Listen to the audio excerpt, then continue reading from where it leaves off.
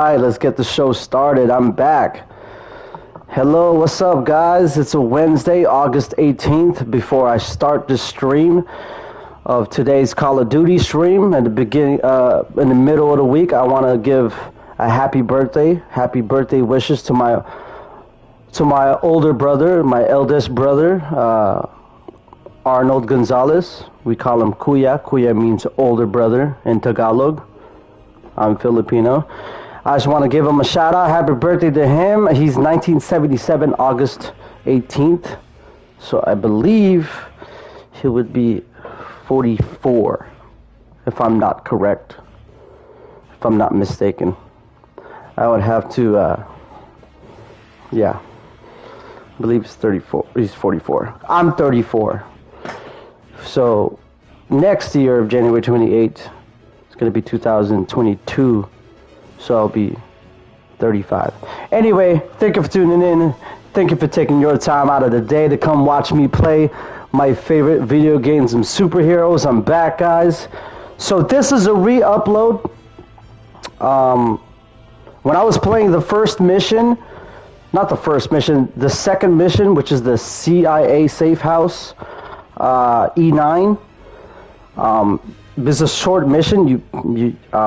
I don't want to really have spoilers, but it's a really short mission, so I stumbled. It really felt like that was an intro, just to let you know, and then play the next level, which is Fractured Jaw. So I'm just going to combine these both levels into one because it would only feel organic, it would only feel real. I already had passed the level, so this is me basically replaying this level. And yeah, we should get started, or before I get started. So yesterday it was me and Derek Jordan, my foreman.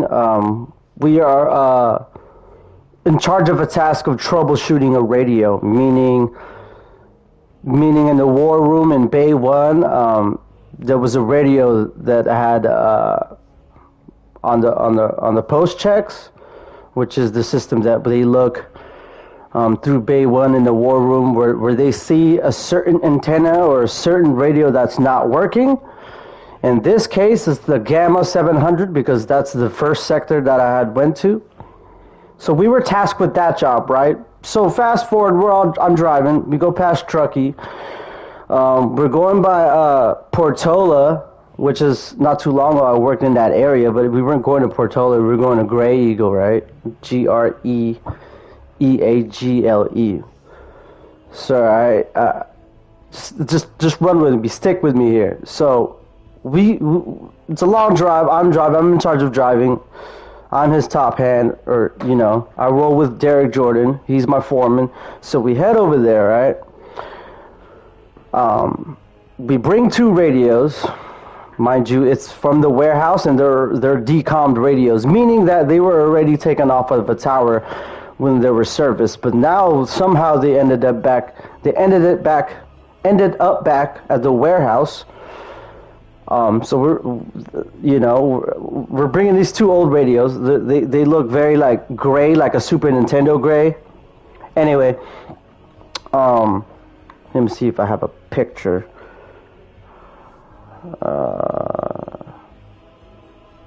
So yeah, they're really looking old radio, but I was going to show you what I'm talking about. I'd rather just go to photos real quick. So this is the radio I'm talking about. Greagle, Graeagle. So there's a time. It's kind of, you can't really see it because it's dark. I'm showing it through a video, but that's the radio I'm talking about, right? We'll get back to that radio. We'll get back to that guy, but I think that should be Gamma. Yeah. But that's the first sector I'd gone up to. Okay, whatever, it's right. So before I even get to the part when we get there, right? We get to the address. We're rolling around in the neighborhood. We're like, yo, where's the site? Where's the time? I'm looking because our boy Derek, our construction manager, my boy Derek Bentley, he had told me it was a 140-foot self-supporter, meaning self-support towers, right, is basically legs. They're usually 3 tower legs, so 1, 2, 3. So there's 3 legs. Mind you that it's also built from underneath the ground, but mainly it's bolted on the concrete pad where the tower is sitting. But anyway, enough all that. A self-supporter is a tower that supports itself, right? So ask yourself, when do you actually see a self-support tower? When you're in the city, freeways, storage container areas, they're mostly monopoles and stealthings, meaning they're more like a pole, so you could fit them in tighter spots when there's like heavy traffic areas, very very limited spacing. So we're on a self-support tower, right? We can't find us. It's in the street. We're in a neighborhood. The GPS and what the RFDS or the CDs, what tells us, CDs is construction diagrams, construction drawings, which is basically the Bible for the site, right? So we get there and we're looking at a lot where it just has the realtor signs on it, and it's like basically around it there's houses, but in that part there's just trees. We're like we were like, yo, where is this tower?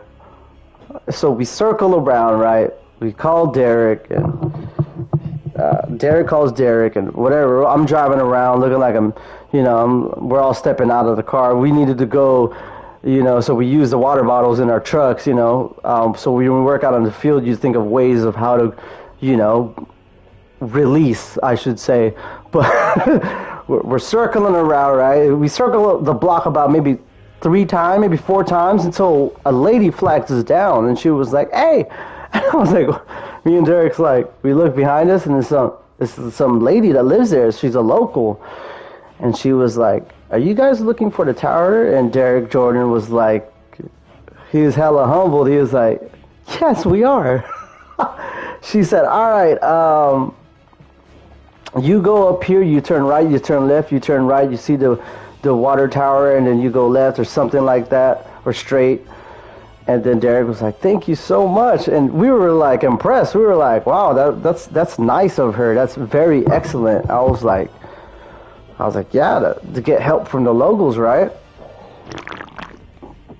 And then she said if we get lost, we go back to her, and she'll drive us in her car to lead us to the tower. And I was like, damn, this lady's heckin' nice. Anyway, fast forward. We're already in the car. She goes back home. We drive up to the location, right? It's like tucked away past this water tank. And we're like, dude, this is a 140-foot tower. It looks about that. Usually you could tell by the X's on the self-support. So one X should be 20 feet, I'm guessing. Like one whole X from the bottom of the legs to where the X's end. I believe that's 20 feet. So you count that, how many times it goes up. I mean, I just look at it and it's like, okay, it's past 100, whatever, right? We see a self-supporter. It's like tucked away in the trees up in this little hill that's on a hill. Anyway, so we're like, I mean, is that it? Because we seen workers there, right?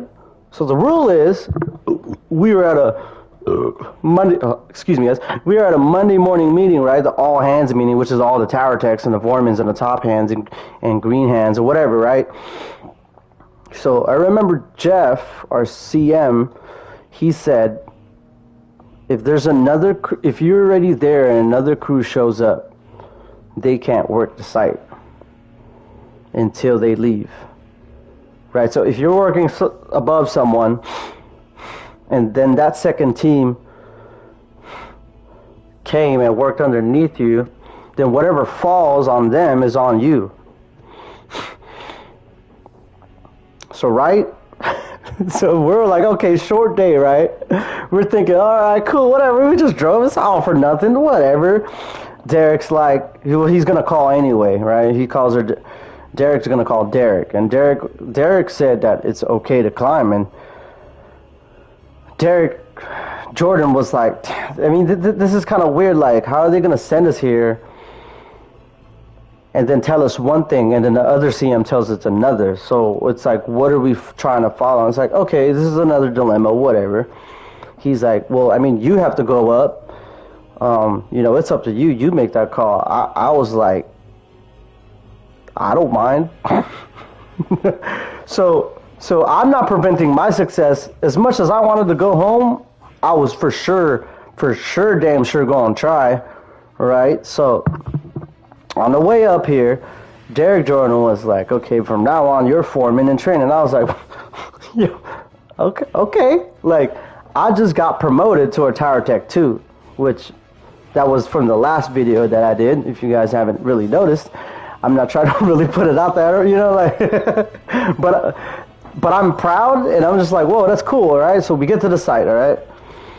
So he's going to teach me how, I mean, he's already taught me how to log in. You call the number on the chain link fence, and then you speak to the site owner, whoever owns the site that lets those towers sit there, and for those carriers to put up their equipment for all the tower techs and the fine men and women who work, and to put up radios, antennas, and powers and coax for the whole community to have connectivity with their cell phones and everything, right? So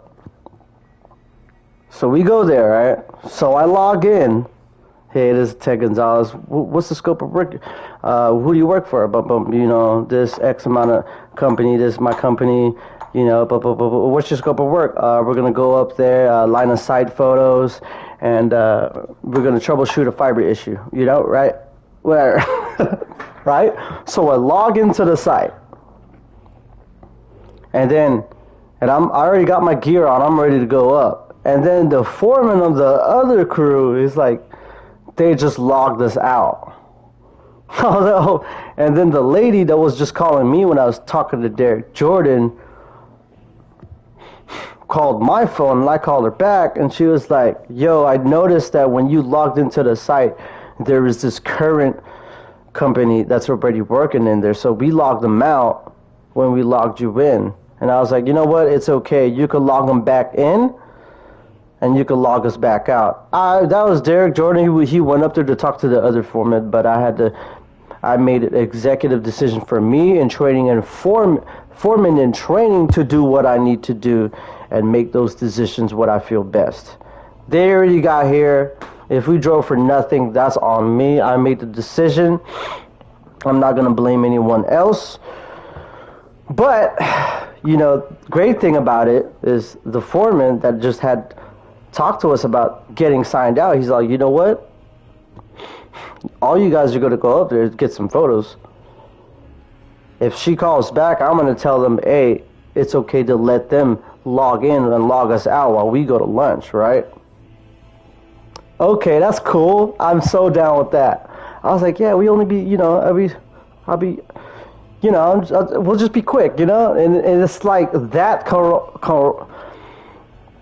that being in the same industry, he's from a different company, they all show like that tower dog love, He's like, hey, you're just going to go up there for some photos, go ahead. Right? So I go up there.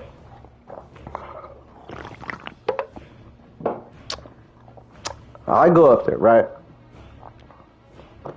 I go up on the ladder, and he says, 60 feet up, there's a gap right here, which is missing a rung, which is like the little metal step on a ladder. I was like, okay, whatever, I guess I'll see it, Before I go up, he gives me a single fiber, a double fiber, and an SP card, or SFP card, that's what it is, an SFP card. An SFP card which is this little looking thumb drive microchip that sticks into one of the ports of the radios, which is there's two ports.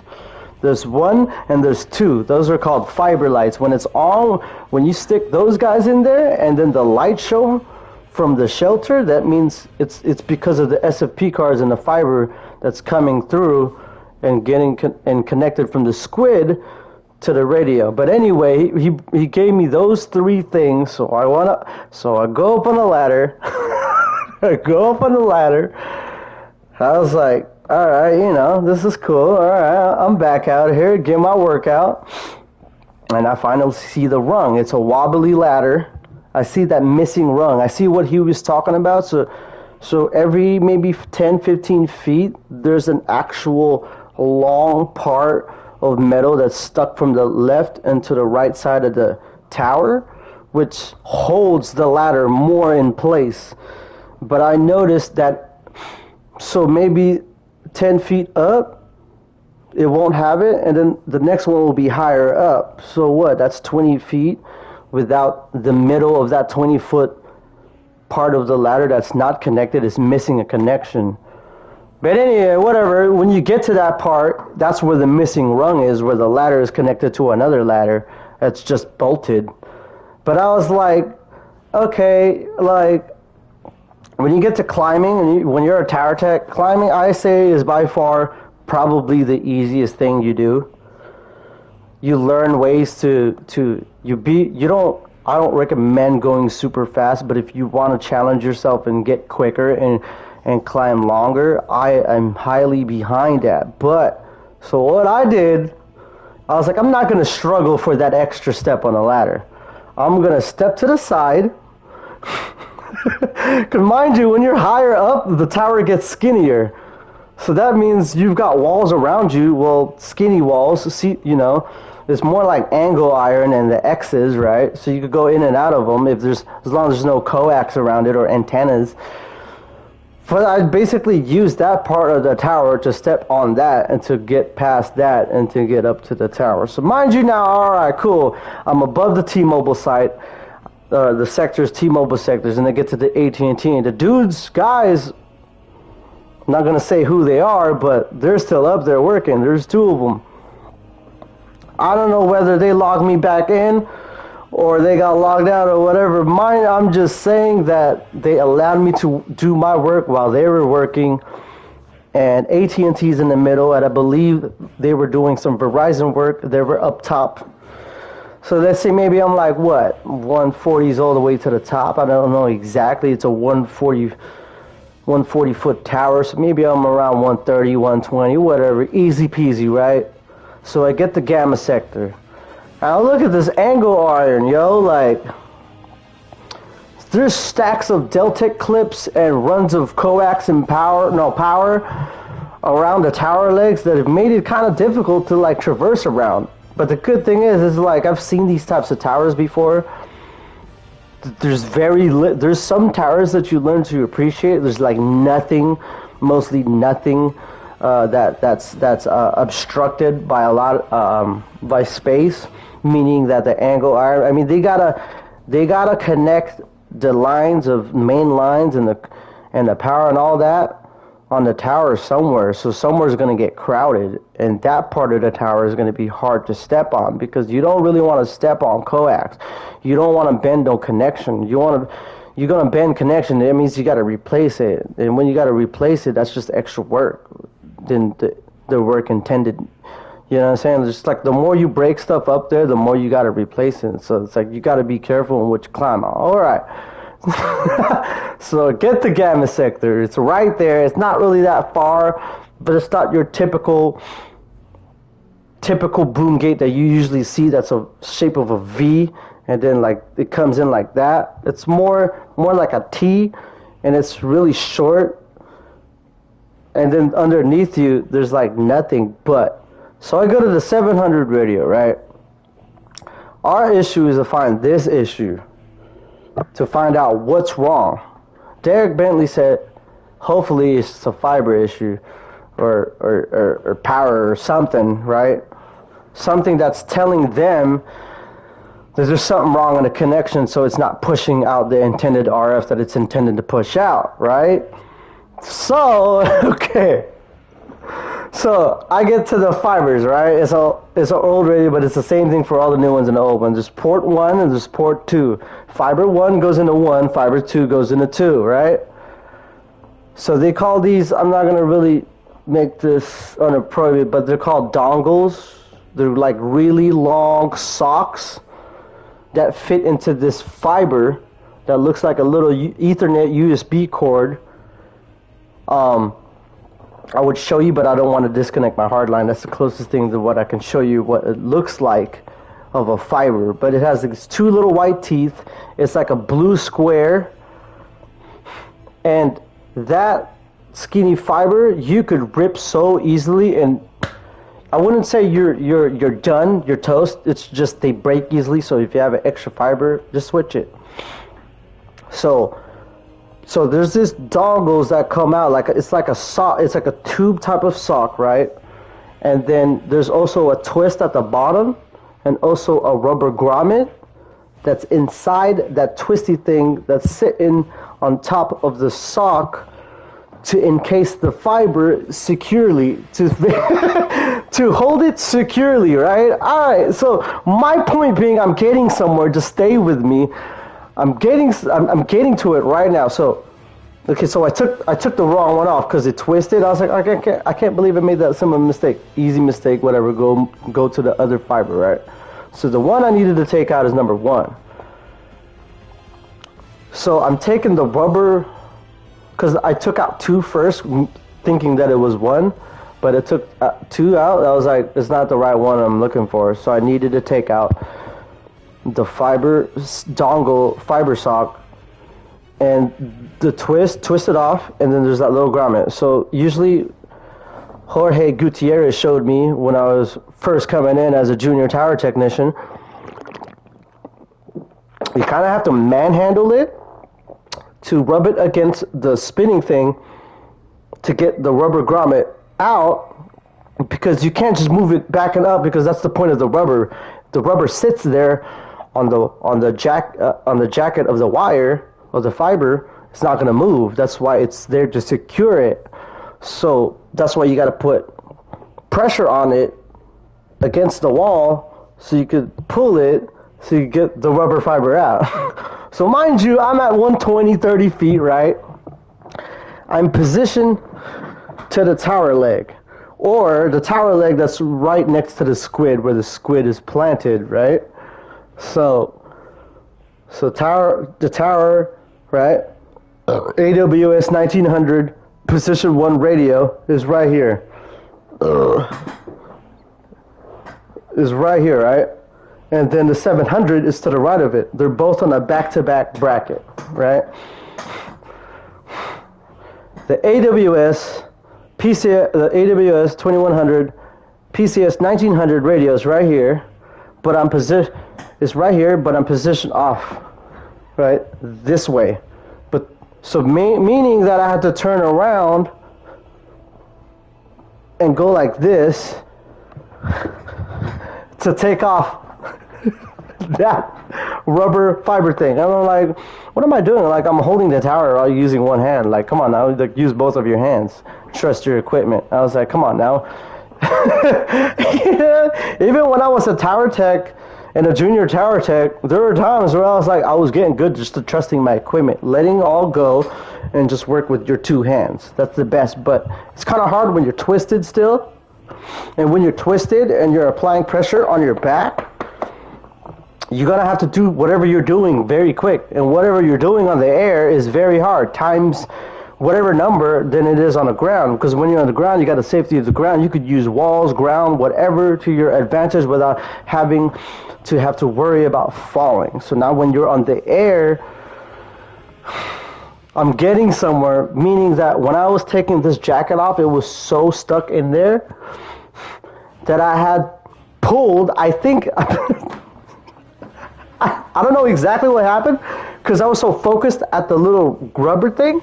So when I pulled it kind of hard, I looked to my right, and the little blue jacket, or the casing, the square casing that sits the 2 teeth that's inside, at the end of the fiber, that broke and shattered. And when that happened, I was like, I was like, no. I was like, no. Like, at that point, I was like, oh no, we're good. I didn't per se give up, but I was like, I'm gonna be here for a while. All right. So I called Derek Jordan. I was like, I broke it. No, actually, I didn't even say I broke it. I was like, okay, fiber one is broken. I just said, you know what? Like, just say it's broken.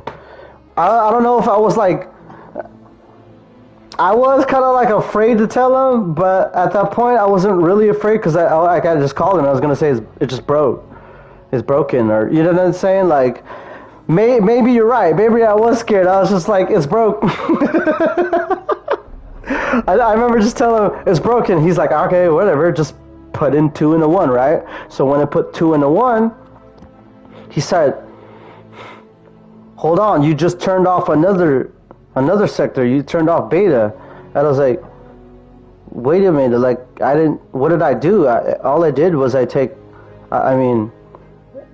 was thinking in my head, I was like, well, I wasn't going to say I broke 1. Obviously, it's already broken, so it doesn't matter. I was just like, oh, what did I do? All I did was put 2 into 1 in the ports of the radio, inside the radio.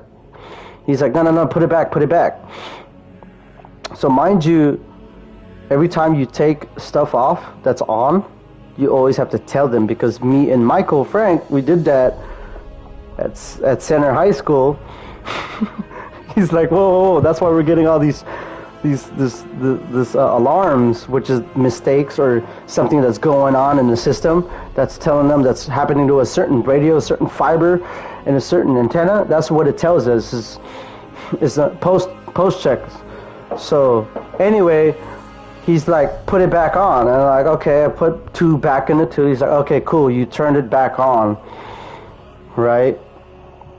I may not know this. I may not be as quick as Derek, where he knows where the fiber, where to stick it in, and what's trouble. Like, it's troubleshooting. You'll learn a lot more. And so he's like, all right, so that means that they had it wired wrong. I was like, okay. He's like, where's the squid? There's a squid, like I said earlier, it's on the tower leg. It's directly above me. He's like, yeah, there's one right here in front of me. I was like, oh, there is? I was like, yeah, it's everything's close here. The beauty thing about this tower is that everything was close. You didn't really need to like go really, really, really far. But the thing with these boom gates, they're really, really small and claustrophobic, and there's a lot of wires that's hanging on the T-arm, and the only thing to attach on is the tower and that T-arm and whatever pipe that's sitting on that T-arm. But everything's so closed in, it's not a regular boom gate. You don't really have the comfortable of space. You know, that's the thing. Like, do you sacrifice traversing out into something that's not, it's attached to the tower, but it's another big piece that's attached to the tower, if that makes sense. The whole tower is comprised of angle iron and nuts and bolts, but altogether it comprises one strong structure. Now there's a boom gate, which consists of 2 brackets, an upper and a lower one, and a lot of pipes going horizontal and vertical. And then antennas and radios and coax and fiber and red cables and grounds, all that, right? The boom gate is basically another larger piece, but I'm learning, like, you sacrifice when you go out on an actual wire boom gate. There's nothing to put your 100% on but the tower leg. It has to go above the boom gate in case that falls, but there's nothing else to position off so close, so you have to position off the boom gate. So I'm just saying that these boom gates are small, but you don't have to go out really far if you're scared of going really far out into the boom, outside of the boom gates. But you sacrifice being closer to the tower. Like anyone could climb a tower, but when you get out on the boom gate and hang off that, you're like, okay, I'm leveling up. So anyway, we get to this squid, and then he's like, he should be port 5, right? I open up the squid, I look at port 5, the fibers are labeled. I was like, it says FNet 700. He's like, no, that's wrong. He said that's wrong. I was like, oh, okay, it's wrong. What happened after that? Oh, mind you that this squid's top was right underneath a freaking array. It's like a bracket underneath the bracket of the array. Oh no, not an array, a dish, a microwave. And I couldn't get the top of the squid out of the freaking bracket, and I was like, what the? Whatever, right? He's like, no, is there another squid? I was like, I looked behind me. I was like, yeah, there's one right there. I was like, oh, there's another squid. Okay, so that means all the other new stuff, they added that squid probably, or that's where they put the new stuff. But there's an older squid, so they probably did put that squid up. That's closest to Gamma sector. But the other squid is inside the tower leg on the Beta sector side. So I go over there, right? Mind you, I have one fiber out of those 2 fibers that's sticking underneath the 700 radio. It's hanging right there. It snapped. It broke. So I just took it out. So I go over there, and then they have inside the OVP, which is all the fibers are stuck underneath. There's the yellow fibers that comes from the actual fiber trunk, and then the fibers that's coming out of the radios go underneath, and they go into these number sectors. So they have it labeled 1, 2, 3, 4, and 5. So I think we go through these series of numbers. He's like, I think he said unplug 5, right?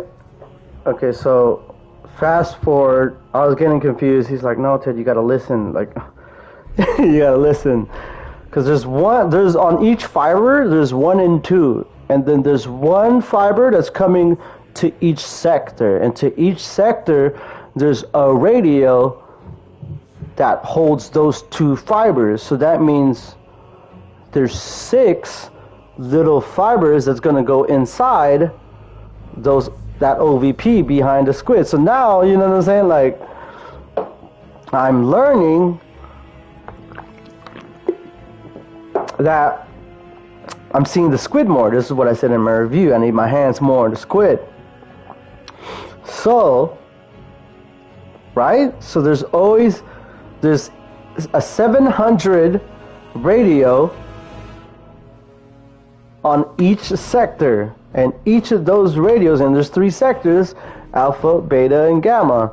So that means 1 and 2 fiber that's coming out of that is gonna go run through the frickin' tower into that squid, and then you stick them in 1, 2, 3, 4, 5, 6, because there's only 6 of them. Alright, so we unplug that. So now my job is to take out and unravel this fiber that I had it on a carabiner on a shoelace. And shoelace is these little rubber little shoelace looking things that we hold grounds, tools, whatever you want to hold it. You just choke it, and then it holds things for you, and you could click it on your D-ring and your back. So I hook up that fiber. I take time to put inside the fiber underneath the squid, taking the little screw thing out, take the grommet out, stick the fiber in there, stick it up, and shove it at the squid's butt. Mind you, I'm taking hecka long, I guess, but I wanted to do that. I needed to do that. I needed to be thorough. But he was like, he called me and he's like, what's up? I was like, oh, you probably seeded it nice, huh? I was like, yeah, I did. He's like, oh, you could have just dummied it, meaning that you just stick it in the squid and you just run it straight to that radio, which I pretty much did. I stuck it into the seat, but I actually put it in one of those holes, but I didn't shove it in the actual hole that all the 3 fibers are coming into. I just stuck it in its own hole by itself, because I was like, I'm not going to be here hella long. I'm not trying to be here hella long. So I ran it around the tower, inside the tower, underneath some power, out to the T-arm, around the AWS 2100 and then PCS 1900, and then straight back into the 700 into port number 1. So now we're almost done. So now he's like, oh yeah, you turned it on. I was like, oh, we fixed the issue, cool. Don't you feel proud? I was like, yeah. I was like, okay, can I put the dongle back? He's like, no, you can do that later. So now he's like, just get the line of sight photos. So this is where it gets crazy. We're pressing on time. It's already 2 o'clock, so maybe I got an hour. But an hour in the air is more like, it's a lot to be. I wouldn't say a lot, but you just don't want to move hella fast for you to need to get rescued. Anyway. So, okay, cool. Like, we fixed that. We fixed that issue. So, don't you feel proud? I was like, damn, I'm only as strong as my team. So we fixed that. So now I'm on the line of sight photos. I remember on Gamma Sector there was a sticker, there was a label that said, because it's on position 2. Position 2's radio, it said FNet 700. But mind you, on all the other sectors, didn't have a label on it. Common sense tells me, well, that one should be FNet 700. And it's usually always by itself. That's what I'm starting to notice. It's usually by itself. But I wasn't sure. That radio didn't have a label on it. I'm thinking if they staged this. But now as I came back and I'm thinking about it, it's like it was a perfect training tutorial. And this is why I wanted to stream it yesterday, but it's good that I didn't, because I had to re-download Call of Duty because it was corrupted, and I got to re-download the campaign. But anyway, like, I'm thinking about it, I was like, damn, this is like a tutorial. Because I wanted to share it genuinely of this experience, because it was very difficult, but at the same time it was very easy. I've been through this before, but just troubleshooting, this is probably the one we did fix. But at the end of the story, I didn't really win. I didn't really do everything right. But anyway, right, I wasn't sure that was the FNet radio. But there's only 2 antennas and 3 radios on each sector. There's position 2, which is looking outwards. From left to right is the highest number to the lowest number. So if you're facing the boom gate and the antennas are in front of you from left to right, that's position 1, 2, 3, 4, whatever, right? So position 2, that should be the FNet radio. I wasn't sure. He said, do you have color code on you? Yes, I do have color code. Yep, I brought it up here. So I was at beta or gamma, right? I could have started whatever sector, but I was like, you know what? I'm going to start alpha. Go out there, put the brown color code on it, take the line of sight photo, take my timestamp photo on my phone, take 2 photos. And then I go hop on the other antenna on position 1 where the AWS 2100 /PCS 1900 radio is sitting on in the 700 radio. They both sit back to back behind position 1 antenna. So I take the brown color code from the other antenna from position 2 and I put it on position 1 and I take the photo, his nice Nikon photo, camera photo, and my timestamp photo. Mind you, there's a lot of stuff that you're carrying. You got to put the camera back. I don't want to drop it. I don't want to drop the phone. You got to focus. I got to wipe the lens. Take those photos. I'm headed to beta, right? I get on position 2. I'm on top of this, sitting on the radio. It's like, oh my God, like, all I had was like the mass pipe to like hold it. Because if you're positioned off something, you're going to be looking at it. But if there's nothing really comfortable to position off and you're positioned off to the tower, that means you're going to be looking outwards, so you're going to turn your back. Whatever. Sometimes it's easier to position off something or just not to position off something and sit on something. That's what I'm learning.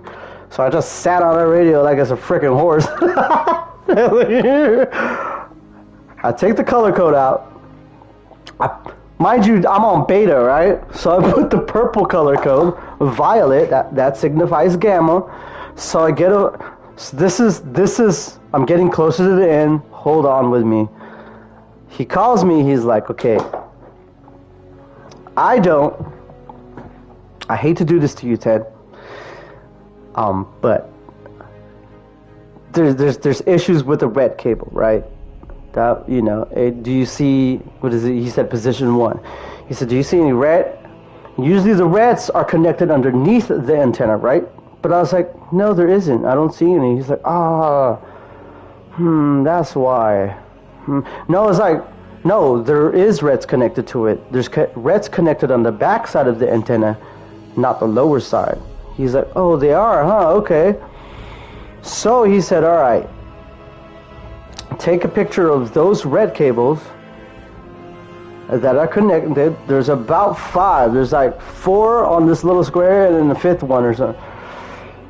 And then he's like, trace it back to that radio and get serial numbers, right? I could have sworn, because I said, okay, so he's like, do you remember all that? I was like, okay, so get position 1, beta and gamma. I didn't say it in this order, but the way I said it is like, I kind of made, I made sure that I was like, so beta, gamma, serial number, red cable, and where it's going to. That's what I said. That's what I said. He's like, yeah. All right, so we're going to come back to this, because that is what caused me to fail, right? That's what caused me to fail at the next day. Because, whatever, fast forward, okay. So now, I get an antenna, position 1.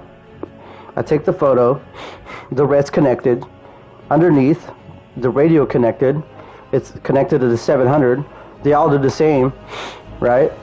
Take that. So now I'm headed to the serial number. This antenna is freaking 10 feet freaking long. It's so long. I'm like, oh my God. Like, where am I going to hang off to get to that, to hold the camera, and to get a good quality photo? I'm going to get down to that. So I climb all the way inside the tower. I go down the ladder on the opposite side of the ladder. Where I climb ladders now. I don't care where you're intended to climb on the ladder. I'm going to climb on the ladder on which side I feel like I'm climbing on. So I climb down, and I'm like, underneath, thankfully, that the T-Mobile sectors are right there, stepping distance to where I need to be. All right, beta sector, position 1, that holds the AWS 2100 and the PCS 1900 radio with the 700 radio. That antenna, so long. It's such a long, it's like 10 feet long. I go out there. Mind you, Derek's always calling me. It's like the test of all wills. Like, you know, like how patient you are and how annoyed can you get. It's all about this job. This job is fun. I love this job, but it can get to others. So anyway, I'm out in the tower leg. I take the photo, and then I take another timestamp photos. I take 2 photos. So I zoom in, and those people actually put labels. I was thinking, because when I did the pictures of the red cables, I stuck color code, the yellow, to signify that was beta, right? When I took the picture of the red cables, and the red cables going into that radio. And so I get on the bottom. It actually says beta position 1 antenna, whatever, right? And the serial number is very tiny, but I see it. It's a S/N colon whatever. Take a picture, timestamp photo. He's like, he calls again. All right, what's up? I was like, oh, I just had to get really down low to get to this serial number. He's like, oh, okay, so how many photos you got left? Oh, just one? I was like, no, not just one. I got a whole sector to do, but I'm almost there. He's like, okay, all right. Get to it. So I climb up, right? So I get on position 2. This one for sure has a label. It says FNet 700. So that's why that one sticker,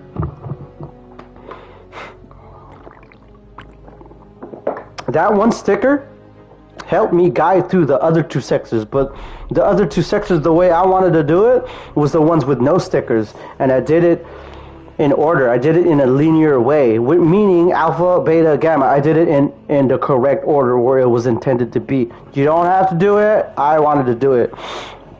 But, so I'm back to gamma sector, the first sector that I had gotten to. So I take, mind you, remember when I said I put that violet on beta?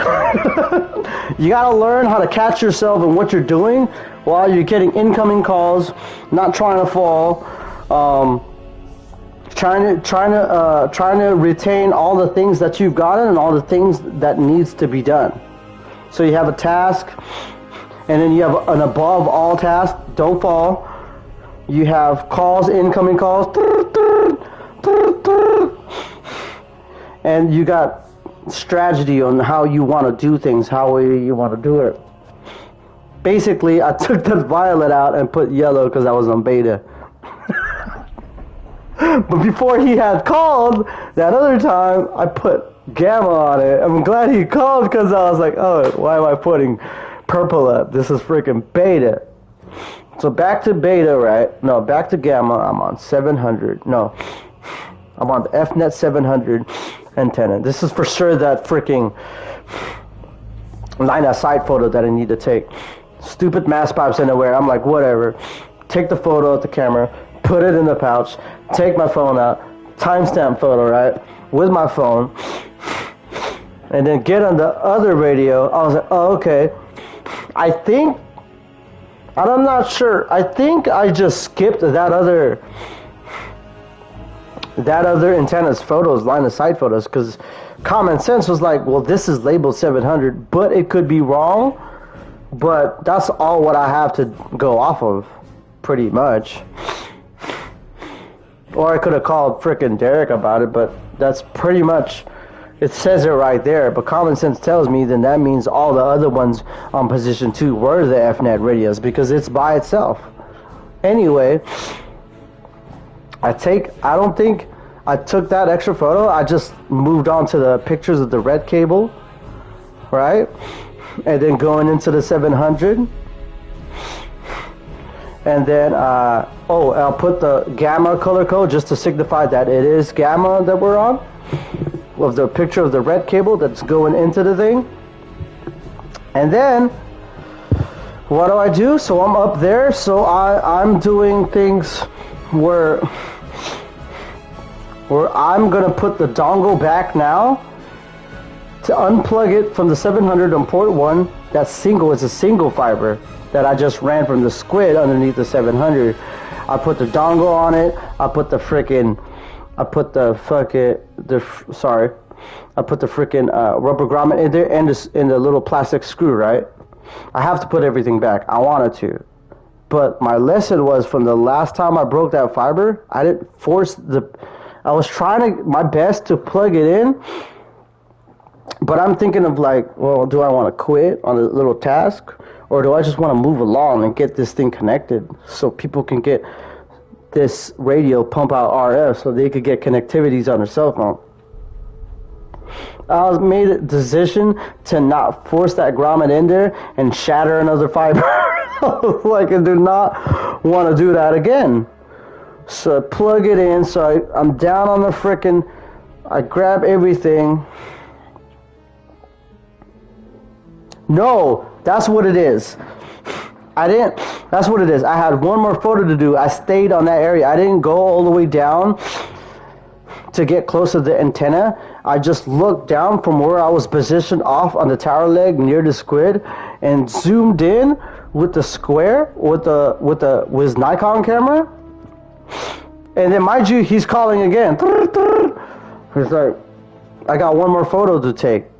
One more photo. I said, oh, okay, cool. So I zoom in. It's still blurry. I can't see it. So I position off lower and then leaned in, and then extended my freaking arm and took a picture, looked at it, and got it. I was like, okay, great. And it has the label in there too, right? I was like, okay, cool. So it signifies that that's gamma, and it's position 1. I got it on the Nikon camera, but I take my cell phone and I see Derek looking at me. So I was like, all right, cool. I was just whatever. I'm just gonna take the photo. He probably knows I'm taking 2 photos, but he doesn't know that. I guess by just looking at me. But so I take my timestamp photo. That was blurry. I was like, whatever. I'm just gonna go. And dude up. Mind you, his other guy, he already climbed down, and he's like, you're out? And I was like, you got everything? I was like, yep. I was like, see you later, boss. And I climbed down that rung. I almost missed a step, but I was fine. I climbed down. He said, good job. Boom, ready to go. I'm out. Drive home, right? So we talked about it. He's like, you did get position 1's pictures, right?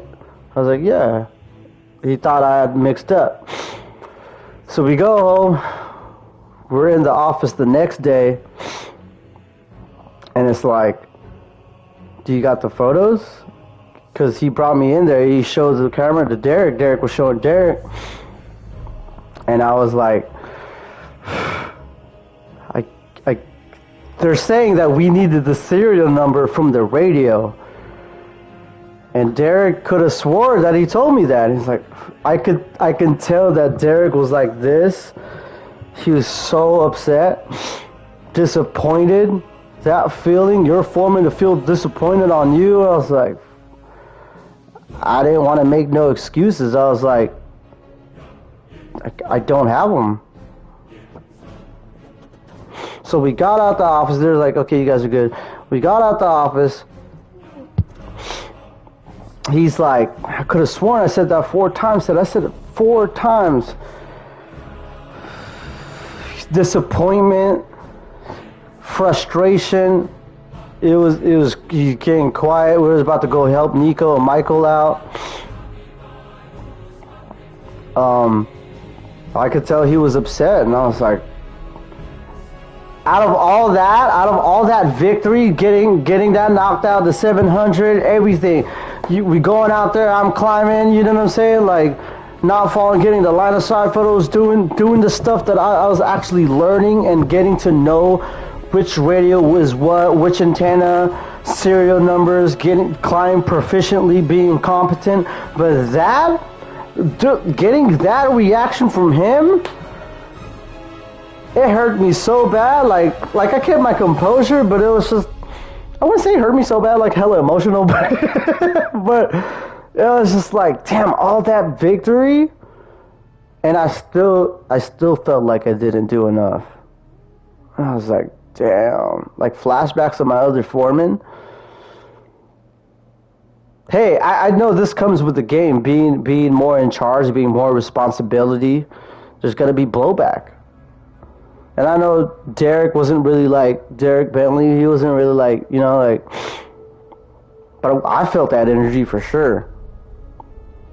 So I don't know if it was like, if Derek meant to do that, maybe he felt the same energy. We were coming out, we were getting in the truck, he's like, oh, you ready to go? It's hella quiet, Derek's hella quiet, Derek Jordan is hecka quiet. I just felt like a failure to him. So Derek comes out, he gives me this building permit that I need to go to Oakland. Nico's like, oh, you're pulling Ted away from me? What at the last second? What? He's like, this is how it goes. This is how the trickle goes. So I'll probably save this other story the next time, because it's already going super long, but I think he felt that energy, that he just felt disappointment, that Derek had disappointment in me, and maybe he just got me to do another thing because he didn't want a fight going on or something. But I don't know, the moral of the story is just like, take your time, but also learn what you could handle, learn what you could absorb. There's always going to be people that may, hey, he could have swore he told me the radios to check those serial numbers, but I don't think he did. But at that point, when I heard that, there was no point of saying an excuse. There's all I know is I could control me of being better. That I could have asked like, hey, just to make sure. Is this, because I could have swore I said, okay, so beta and gamma, serial number, picture of the rets, and where it's going and what radio. He's like, yeah. He could have swore he said that, but he kind of gets really frustrated, and he shows it very well, and he'll let you know. All I know is I could help improve myself. I can't. People are gonna be the way they're gonna be, and don't let that discourage you. Don't let that down. I know. Shout out to Babe. Shout out to Stephanie. I know we talk about being hard on yourself.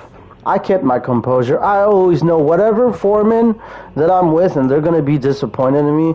That comes with the game. That's always gonna come with the game.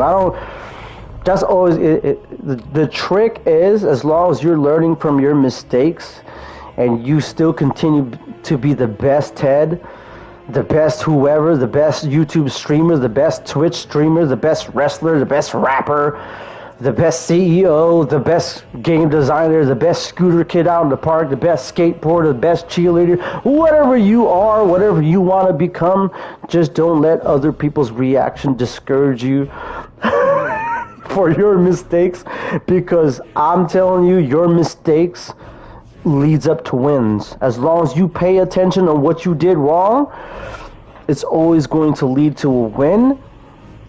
And they're going to look back and they're going to be like, and especially when you're just about your stuff and not say, a lot of, like, me and Babe was talking about this last night, how a lot of people are silver tongues and they always got something to say about something, a good reason, like, oh, this is what I did because of that. Just don't let that hinder you from your success. You're always going to make mistakes. We are not perfect. And mind you, heck, Derek sent me to another site. All I did was wait for a guy. He told me, call Chris Rose. Actually, you know what? I want to tell a story. Call Chris Rose, right? He's sleeping. He worked night shift. He said, call Aaron Hodges. I call Aaron Hodges. He didn't pick up. I left him a text. Mind you, I already just came from a site that I had failed. Or in my eyes, I freaking failed. So I call up Aaron Hodges. I leave a text. He calls me back. He says, oh, did he schedule? I was like, oh, I don't know. I didn't really ask Derek. He was like, oh, okay, cool. I'll find out. Sit there, watch YouTube videos, call back. Mind you, I'm parked on the other side of where the site is because there's no parking, right? And then boom, he calls back. All right, cool. I don't do that area. I'm gonna give you the numbers of Gary Anderson. He does the Oakland area. Okay, cool. Thank you, Aaron. Hell yeah. Shoots me his number. Right, I called Gary Anderson. He's like, oh, what? Okay, cool. All right. Well, the thing is, the inspector has the number of Chris Rose, but he's not picking up. So hopefully, boom. Okay, I'll give him a call or something. Boom. Sit there. Mind you, between all this time, I had called Chris Rose and left him a text. All right. So. And then he's like, I don't know if he said he can't call directly to the inspector, but he could call directly to the people that he's working, that inspector working. So he came back with a message where he's like, okay, so he said, okay, I called and he said they'll be between there 9 and noon. All right, okay, so get off with Gary Anderson. So now Chris Rose calls me back. He wakes up and he's like, oh, I got your message. Boom, boom, boom, boom. He said, I seen a voicemail. Mind you, he told me his name, Dave. I think Dave Wilcox. Dave, homie Dave. Shout out to him. He left a voicemail. He said he walked around and he didn't see anyone. And he just said reschedule. I was like, oh, damn. All right, cool. All right, thank you, Rose. Thank you for giving me the help. Right? He said that he walked around, so I'm like, right after I got that call, I parked around in the front where the site is, and I just put my hazards on and sit there. He's like, well, just hopefully call him. And then I was looking at this AT&T truck. I thought he was an AT&T inspector. And then Chris Rose calls me back. He's like, here's his number. Just call him. It said you were waiting there the whole day. Just hope he comes back. So get off with Rose. Thank you, Rose. I called Dave Wilcox. Called him. Didn't pick up. Left him a text message. Hey, this is Ted. I'm at the site SF04. Whatever. I'm not going to, go in this side. I'm here. Blah, blah, blah, blah. This is Ted Gonzalez. I got da-da-da-da-da. So he calls me back. I was like, oh, he calls me back. So now he goes into this long... He's like, oh, what's up? He goes into this long rant. Man, I don't understand. Like management trying to they give the guy the number, and he's like not the guy that's there, and it's just like, yeah, it's like I'm already out of town. Okay, that's cool. And I was just like, I was like not trying to get mad. But he's like, well, I guess that's what they want, I got to turn around. I was like, can you wait an hour and a half? I was like, of course I can. I wait there. I texted Rose, like, yeah, he said he'll be back. He's like, oh, you're the best. I was like, nah, you're the best. And I called Gary Anderson and I tell him, okay, so now I'm like, all right, yo, Dave is coming. And boom, boom, boom, this, right? He's like, all right, cool. Let me know when it's finished. Dave comes out. I'm looking like a noob. I don't know what I'm looking for. He's like, do I have the RF report? RF reports some photos, meaning that the site is done. We're looking at the RFDS sheet. RFDS sheet tells you the site, the sector, antennas, the antenna height, all that, whatever. So he jokes around. He talks about his wife. He talks about his daughter. Blah, blah, blah, blah. I call up Gary Anderson. I troubleshooted like that by communication. So, mind you, if you're not good at communicating, you will get good when you're older. Me being an introvert or whatever, I thought I was an introvert. I was like, hey, I'm out here. The inspector is finally here. I already had waited for an inspector one other side, but they never came. But this is my second one that I'm doing. And I got the inspector here. Who am I going to call? I'm going to call Gary Anderson. He does the Oakland sites. Call Gary Anderson. He's like, I was like, oh, it's not there? Okay, well, we sent it on there. And he talks to Robert Flynn. Robert Flynn, he's like, okay, well, all right, I'll send it to your email. Do you have an email? I was like, yeah, I do. It's T. Gonzalez, blah, blah, blah, blah, blah. I was like, okay. So you used your men around you. You networked. Mind you, I've never even seen any of these people besides Aaron Hodges. I've seen him. Chris Rose, I know him. But the inspector at the time, I haven't seen him before. I just met him. And then Gary Anderson and Robert Flynn, whatever, I forgot which one. I've never seen these guys before. But I used my common sense. I was like, well, he handles the Oakland market. Let's call him. And then he got in touch with someone that's already with him or on the phone with, I don't know what, but he had him sent me the email for the RF report. Then he gave me his card. The dude that's with me, Dave Wilcox, I sent it to him. It didn't go through. I resent it back. It went through. I sent him the PDF file. Boom. He's all talking about his daughter, her car, whatever. Boom. She left. So now the dude was like, send me. I need to send you to another site. Take a photo of an RF meter or a meter, and then it's the same site. I was like, look behind me. I was like, well, there's a meter right there. It says 500. Telegraph Street, whatever, and I noticed, like, can you pop it open? Do you have a ladder? I was like, because I'm a hella short. I was like, no, I don't have a ladder. The day I have a ladder is not today. So he's like, oh, I sent you the wrong address. So he sent me all the way to frickin' 7646 or 7848 Lockwood Street in Oakland, California. There was an meter there. I sent the timestamp photo, and then I called him. So it got better. With all this ordeal, is kind of good that I got separated with Derek Jordan and Nico Galbraith and Michael Frank. I don't mean to share their names like that to put them out there. I meant to share their names because I respect them as the men that I work around working in this industry. Shout out to them, but it was good for me to branch out for that one day and just network and communicate and learn to talk with this other department, which is small sales. Small sales deals with street poles that has those little radios that gives you RF energy, so you guys can have Instagram photos, Instagram videos, and little YouTube videos that you upload when you're in the street. So that was the end of the day. Mind you, that was a very long intro. Thank you for sticking through.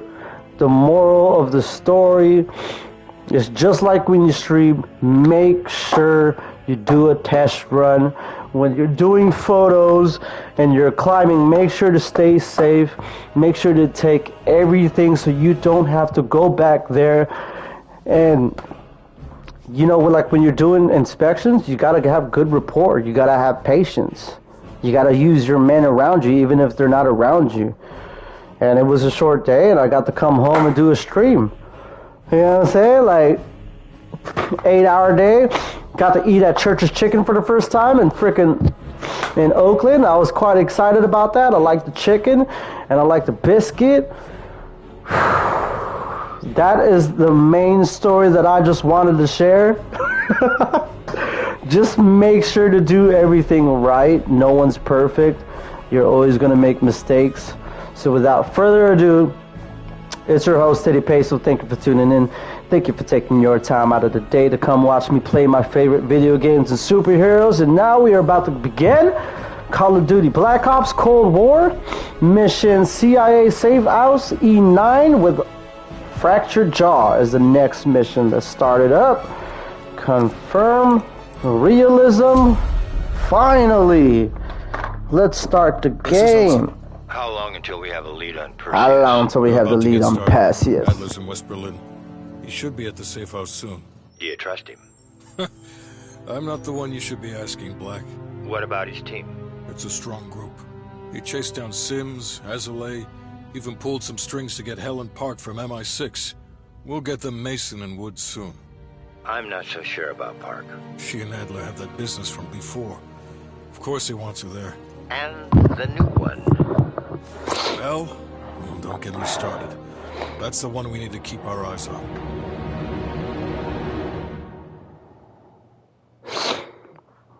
Alright, so this mission is very, very, very short.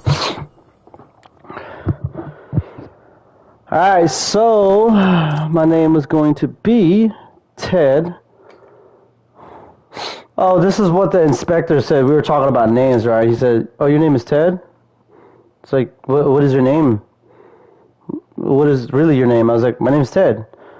He's like, "What does your mom call you?" I was like, "You know what? My mom calls me Chodorico." He started laughing. I was like, "Yeah." He's like, "Yeah, my mom used to actually call me Chodorico." He started laughing. Oh my god, that's so funny. Military occupation. Place of birth, Asia. Skin tone, kinda dark. Gender, male. Non-binary, stop. But that was the funny part. He was like, "What's your name?" He's like, it's like Ted. It's like, "No, what's really your name?" I was like, "My name's Ted." That's what it is. A lot of people think it's Theodore, but it's Ted. He's like, "What does your mom call you?" Chodorico. Military, CIA, psychological profile. So I'm more, what did I pick last time? Reliable and dependable. Always planning ahead, dedicated to following orders. That's so me. Dependable. Has a team first mentality, always last to leave the fight. I like that. Reliable, dependable. That's what I'm talking about right there. Alright? Central Intelligence Agency, Ted Gonzalez, Elias Bell. Asia. Confirm. Testing. I was just recently been watching Lost. Lost in Space with the Danger Will Robinson. All right, let's finally start this mission. Bell, welcome to West Berlin. Okay, what's up, Park? What's up, girl? All right. We've got a job to do. Okay, all right. I could look, but I can't touch. Sorry, babe. Bell? Well, what's this? A torture chamber? Okay. There's been a surge in Russian chatter in the last 48 hours. CIA and the DOD have tapped their inside sources for... He's looking like Robert Redford, huh? So far, there are leads on Perseus. MI6 has come up empty-handed as well. We'll have to start somewhere. Burger Town shirt, what? Back here. Vietnam, 1968. One of our closest encounters with Perseus. Shit. Some part of me always knew that mission wasn't done with us. I noticed that she wasn't standing there last time. She was standing somewhere different. We're looking for code names, encrypted transmission, Russian activity with NVA, anything that could be a lead. Good. Okay. Bell, this is where you come in. We needed the best of the CIA and SOG. That's exactly why I requested you again. Head to the evidence board. We'll retrace our steps through Da Nang. Anything that could give us a lead on Perseus. Okay, so last time I just went straight to that board. So let's try to explore this place real quick. Let's see if I missed anything. Alright.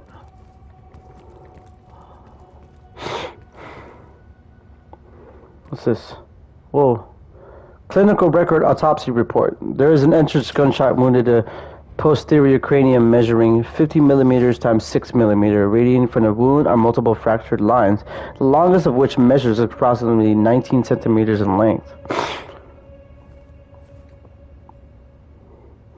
Okay. The process of these negatives. Just waiting on a couple more deliveries to finish it up. Okay, so there's... Oh... What is this? Inventory case number. Clinical record. Warren Commission. Dallas News article.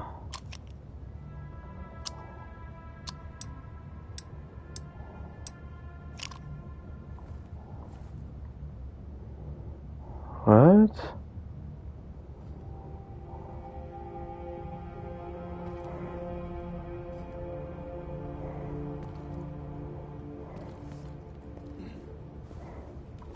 Whoa, what's this?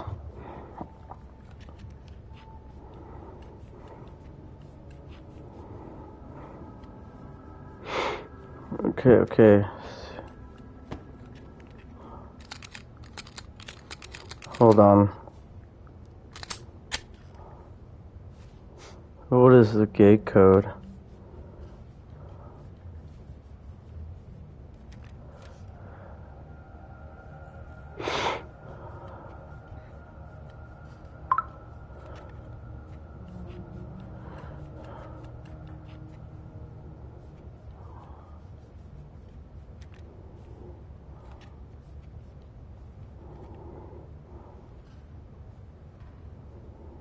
One 12263. Is that the code?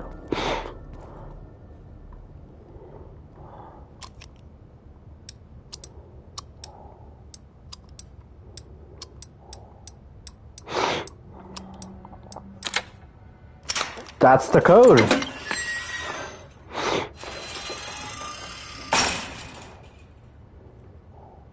Okay, what's in here?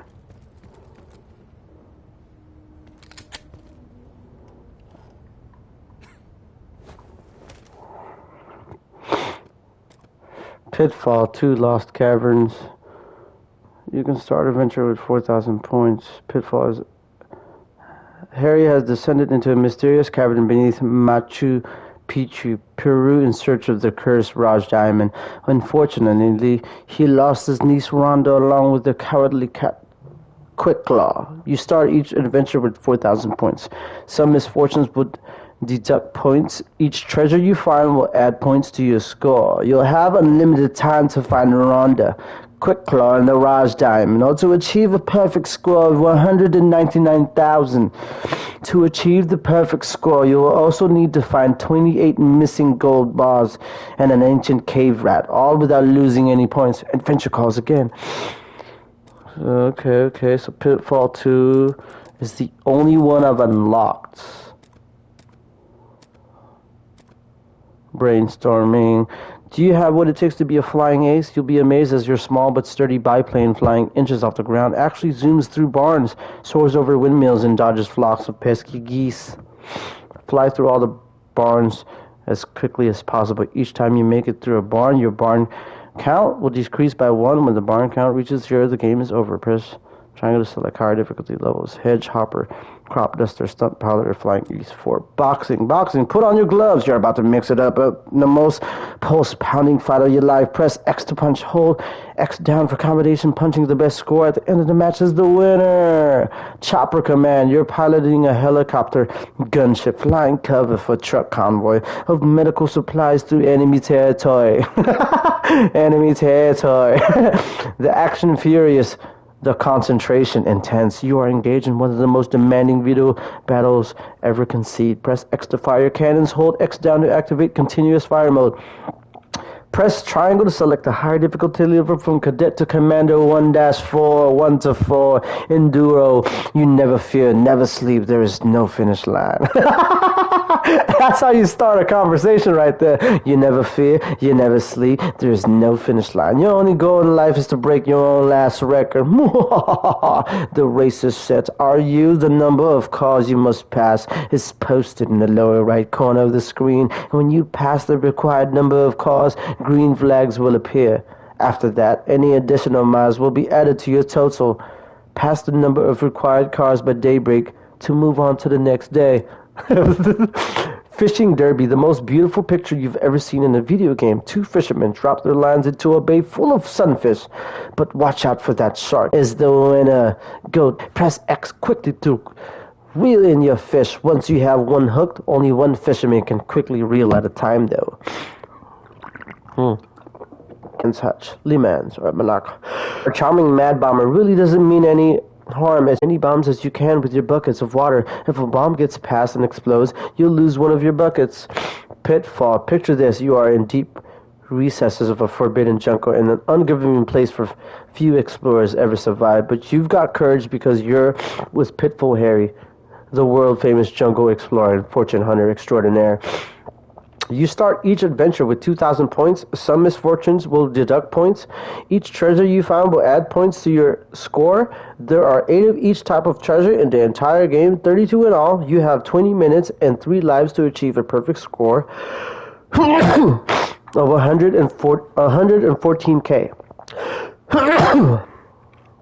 Adventure is calling you. Hint, move down, left stick down on the D-pad to release a vine. River Raid. Jet down an ever-challenging waterway, break the enemy blockage, and blast the bridges to halt enemy troop advances. Expect huge islands, narrow channels, and treacherous bays crawling with enemy choppers, tankers, and jets. Press X to fire missiles. Hold X down for continuous fire. When you're running low on fuel, be sure to fly over a fuel depot to refuel. Happy raiding.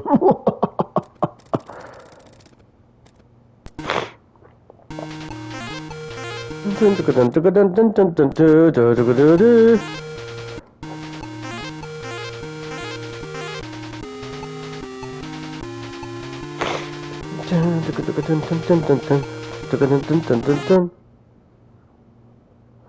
an Activision game?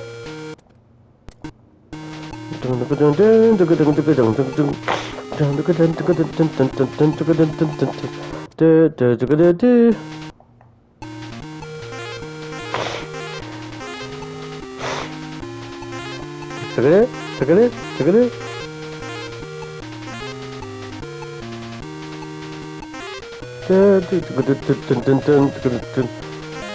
it.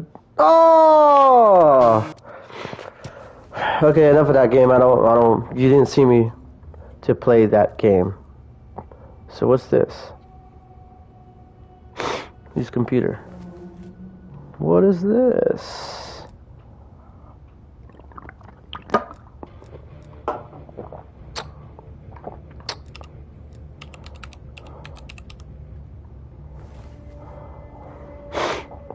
What the? What do I put here?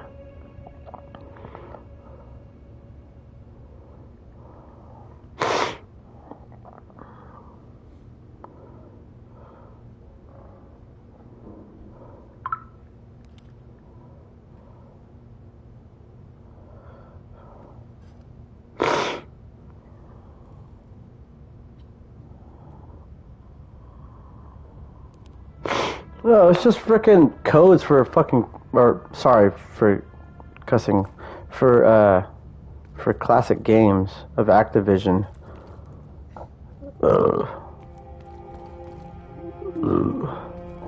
It's pretty much what it is.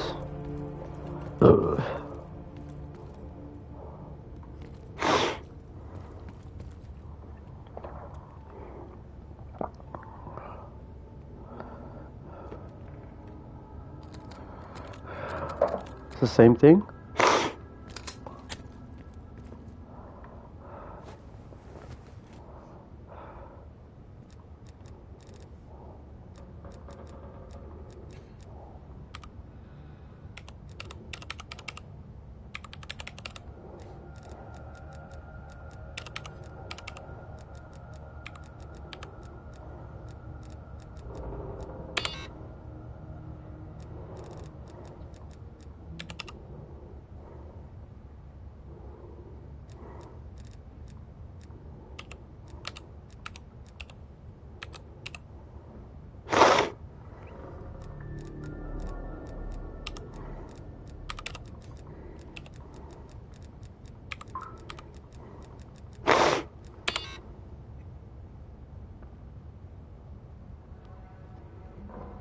That's not it.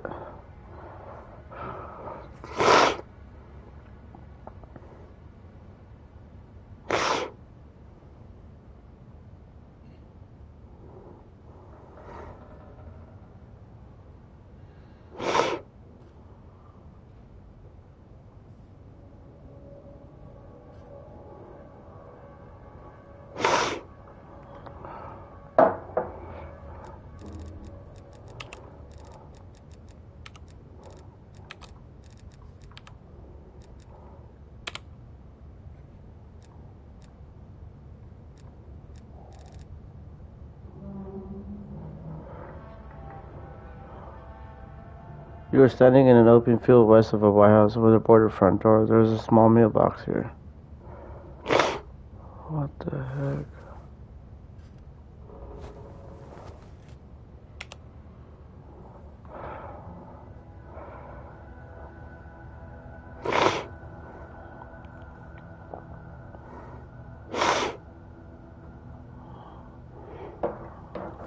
I'm confused. I don't know what that is.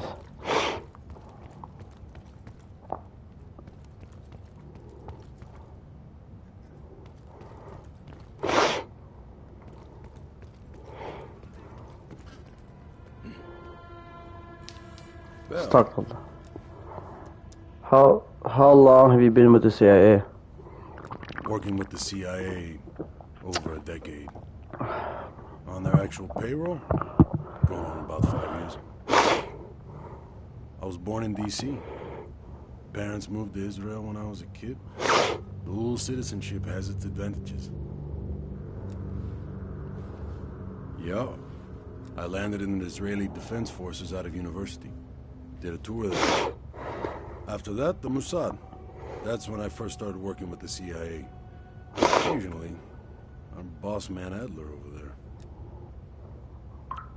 Did you know Perseus before this mission? You probably know more than me. I guess it's something the top brass wanted to keep to themselves. Enough talk. Sims. Heavy. Hell yeah. One sec. Oh, you just smoking a cigarette all outside, huh? Where you guys going? What you guys about to do? You know what I'm talking about? You gonna punch the punching bag? Pretend like it's what's his name? That guy back in Vienna. You know. Come on, baby. Let there be light. How's the shoulder? Oh, like it's an interrogation or something? All you. Motherfucker. How much you got? Take it. Hips. Hips. Get rusty. Come on, man. Push through it.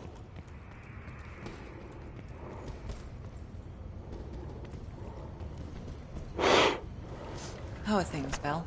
Hello, hello. Interested in Vietnam stories? In this case, quite. I understand you may have first-hand knowledge that could help us. Okay, okay. I don't think I've talked about Vietnam in years. It must be difficult, Belle. I can't claim to have experienced what you have. Perhaps going over it again could be therapeutic. It's therapeutic. Oh, okay. You look familiar. We have worked together before? You and I? It's entirely possible. I have a long collaborative history with other intelligence services. Our paths have likely crossed at some point. Anything I could help with?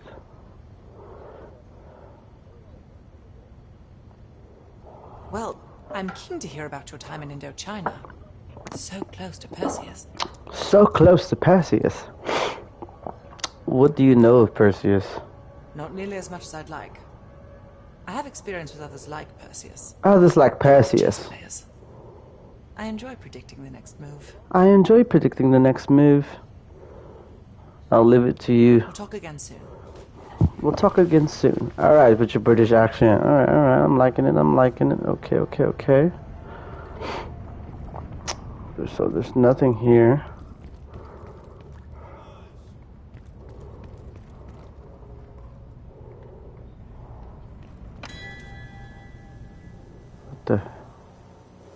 What's back here?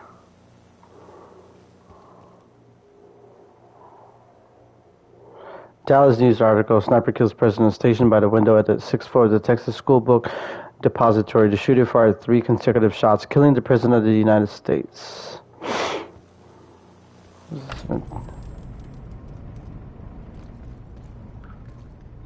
What, it just turns off? What, it's very spooky in here.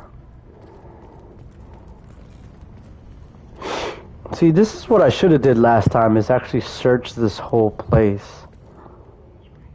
Belle, you're looking a little pale. You up for this? Never been better. Good. You just moved up on my favorite team member list. Right next to Lazar. What's up with the evidence board?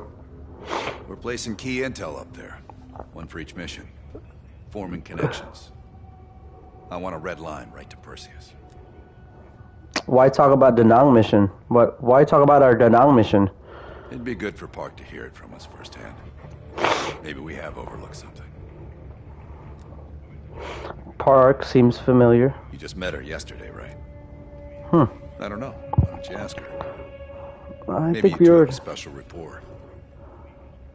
Keep it professional, Belle. You're telling a guy that who is speaking with a woman. Keep it professional. Just keep it professional, Belle. How long has this place been in use? The safe house? I've done time here before. Years back. This go round? Just a few days now. As for Lazar, he can't get enough of safe houses. He probably loves them, huh? So you've worked with Lazar before? Done some jobs together. Good guy, you'll like him. He keeps things light. Copy that. Don't be a stranger. Hey, that's why I walked up and asked a question. You haven't thought about? Okay, talk to you later. She looking like Stephanie, huh? Hey, babe. She got that dark hair, huh? What's in here? No one seems to be here. So I think that's about it. I think I'm about to start the next mission. So this will end. This will end the CIA Safehouse E9. Hold on real quick, guys. I'll be back real quick. I'll be quick.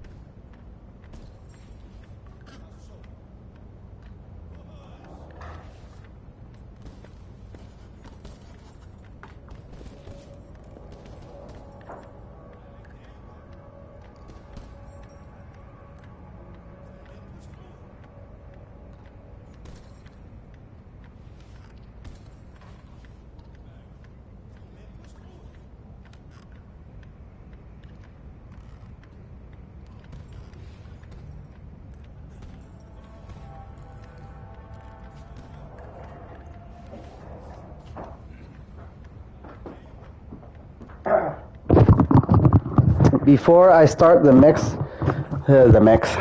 mission, guys, I just want to let you guys know I'm going to be taking a little cigarette break, but I have decided that I am going to put all these 2 missions into one stream. Might as well. I didn't know it was going to be this long with this one. I actually walked around into the safe house, but you know, I already started the intro like that, and I'm not going to end it right here. I'm going to keep the stream going, but I'm going to take a break real quick. Not too long. I'm going to go use the bathroom, and I'm going to use my porch and smoke a cigarette real quick. So stay tuned, guys. I know this is on Twitch. If you want to leave, that's fine with me. You can look it up on YouTube, TeddyPESO. It's going to be there anyway, so you guys don't have to stay. You don't have to wait for me. But mind you, trust you, if you want to watch it live, I'm going to be right back. I'm not going to take that long. I want to finish this next mission. Hold on, I'll be right back. Here we go.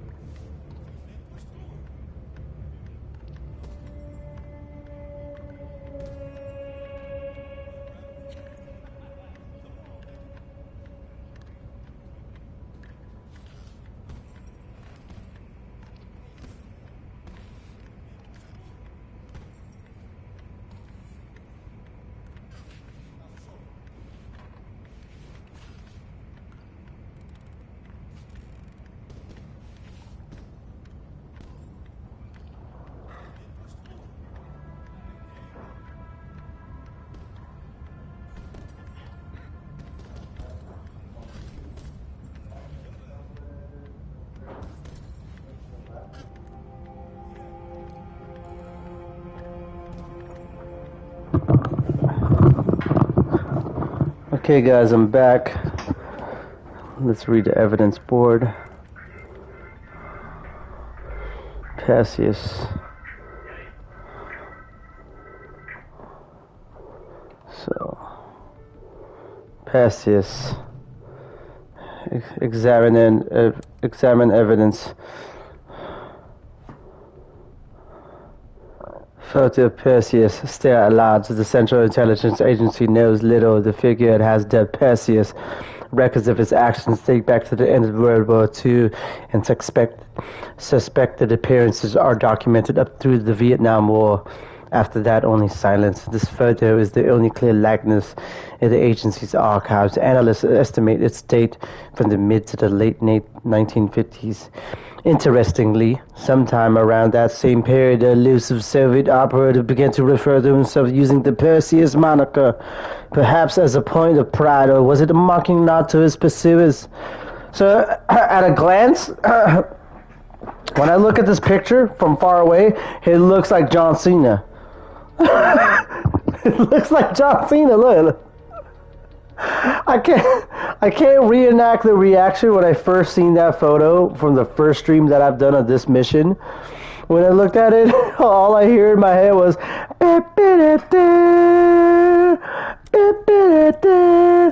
so, letter from Emerson Bank. Black Ops. This mission authorization telegram was sent to Russell Adler from Emerson Bank, the deputy strategist within the CIA's Directorate of Operations.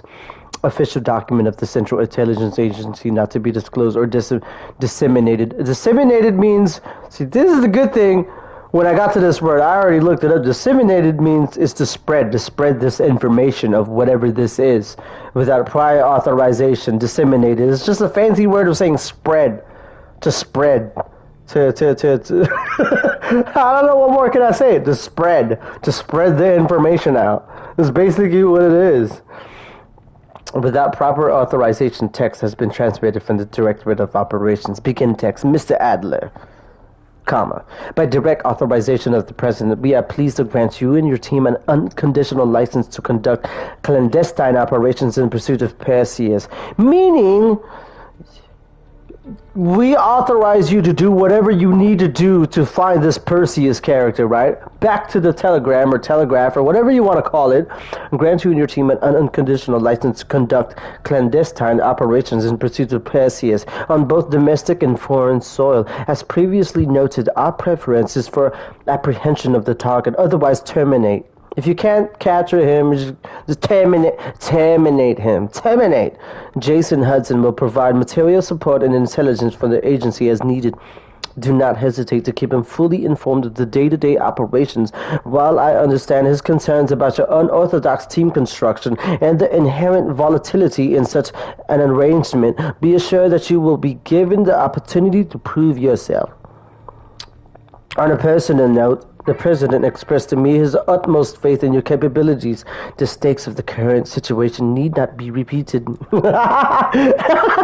Need not be repeated. Photo of Drabzon Airfield, a delivery for Perseus. All this Call of Duty playing the game, shooting, espionage. See, it makes me want to play my Metal Gear Solid 5 freaking Metal Gear Solid 5 Phantom Pain game on PlayStation 4. Oh, I need to play that. I'm a big Metal Gear fan.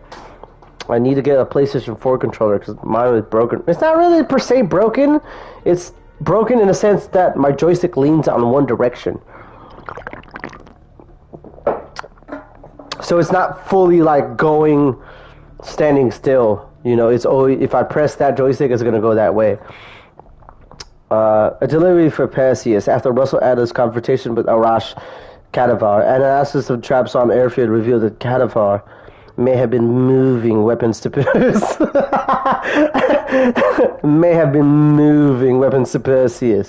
It is speculation, though, as the recipient and destination remain unclear. What is clear is that Kadavar is somewhat connected to Perseus, and Kadavar appeared to have knowledge of an impending attack of ambiguous nature. Ambiguous. What does that mean? Ambiguous. Like unknown behavior? Is this another word that's describing something different?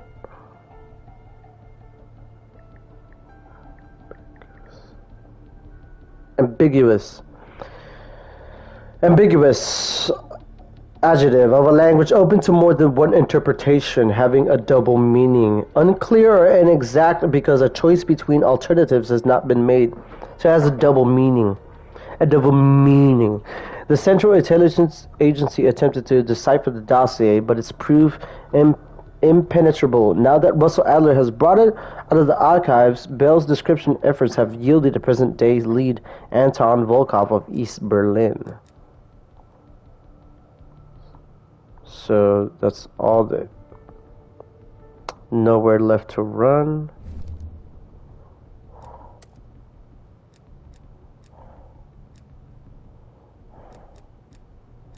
Is this for the first mission?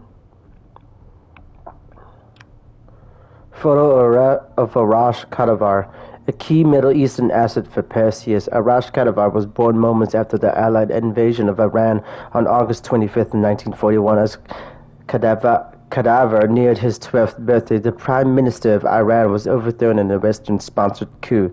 Kadivar's father, a supporter of Mohammed Mossadegh's regime, was imprisoned, tortured, and summarily executed. The young Kadivar entered his teenage years with a powerful anti-imperialistic anger. Later, he would begin to reluctantly associate with agents of the USSR, who also had an interest in ousting the American-backed Shah. Kadivar showed himself capable of exploiting religious zealotry if it served his political purposes. How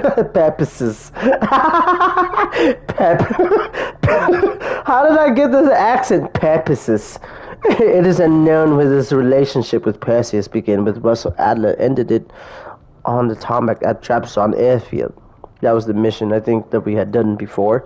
Photo of Qasim Javadi, the apprentice. Qasim Javadi was born in northwest Iran in 1946 inside the short-lived USSR, puppet state of the Azerbaijan People's Government. He grew up in poverty but showed exceptional promise as a student. At age 18, he left his family to attend the University of Tehran, intent on becoming a doctor, but dropped out and dissatisfied. Qasim became increasingly attracted to the political resistance movement in Iran. After encountering Arash Kadivar at a secret group meetup in Tehran, Qasim entered the fold, becoming a key ally in Kadivar's plan to undermine the government of the Shah. Javadi's arrogance, love of luxury, and carelessness left him vulnerable to the CIA action once they chose to take it. That's where they interrogated him. 1911 from weapons shipment. Woodpecker. After killing Arash Kadivar, Russell Adler's team discovered that Kadivar had been moving crates of black market 1911s out of Turkey to an unknown destination. A partially destroyed manifest acquired on the scene of the plane crash mentioned Woodpecker, which could be the codename of the recipient or location. Woodpecker. Bullet extracted from Arash's target. Family feud as Russell Adler, Frank Woods, and Alex Mason watched from a hidden location. Arash Kadivar decided to execute someone on the tarmac at Trabzon airfield. It is possible that the victim was an unaffiliated third party, but the Central Intelligence Agency believes that it was more likely an internal dispute of some kind. Based on the .45 caliber bullet extracted from the victim's chest, Kadivar was using a 1911 from the illicit weapons shipment loaded on a nearby plane. Arash Kadivar's glasses, more than meets the eye. In Turkey, the Central Intelligence Agency seized several items from Arash Kadivar's person, including his eyeglasses. After a laboratory analysis, investigators discovered a narrow compartment embedded in the underside of the left lens frame. A curved, hollow needle containing a small dose of tetrodotoxin, a powerful neurotoxin, was nestled inside the hidden compartment. Analysts speculate that Kadivar could have been carrying the toxin to either evade capture through suicide or to use an additional close-quarters weapon if otherwise disarmed. Amsterdam planning map, greasing their hand. Hans Timmerman is the chief of police in Amsterdam Centrum, the historical heart of Amsterdam, Netherlands in 1976.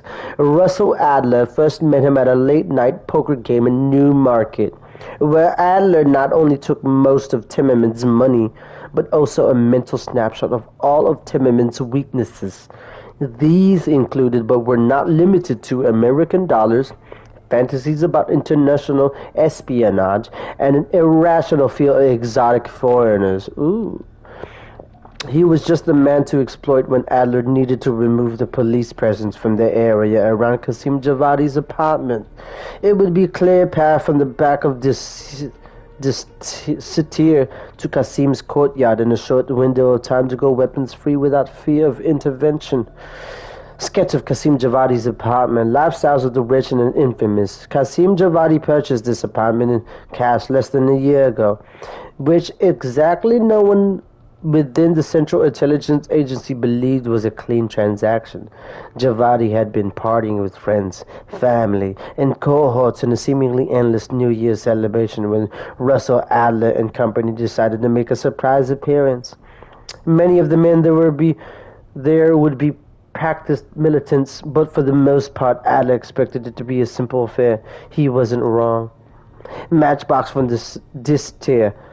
Typical Woods. As Russell Adler prepared to leave Langley in late January, he briefly discussed his plans with Lawrence Sims to resurrect the whole thing. Why do I got this freaking Austin Powers theme?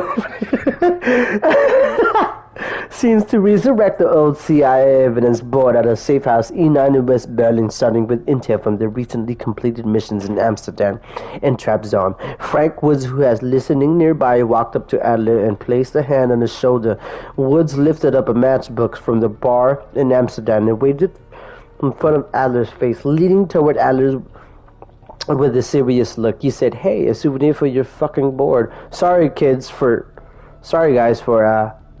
cussing right there. Who is Adler to disappoint?"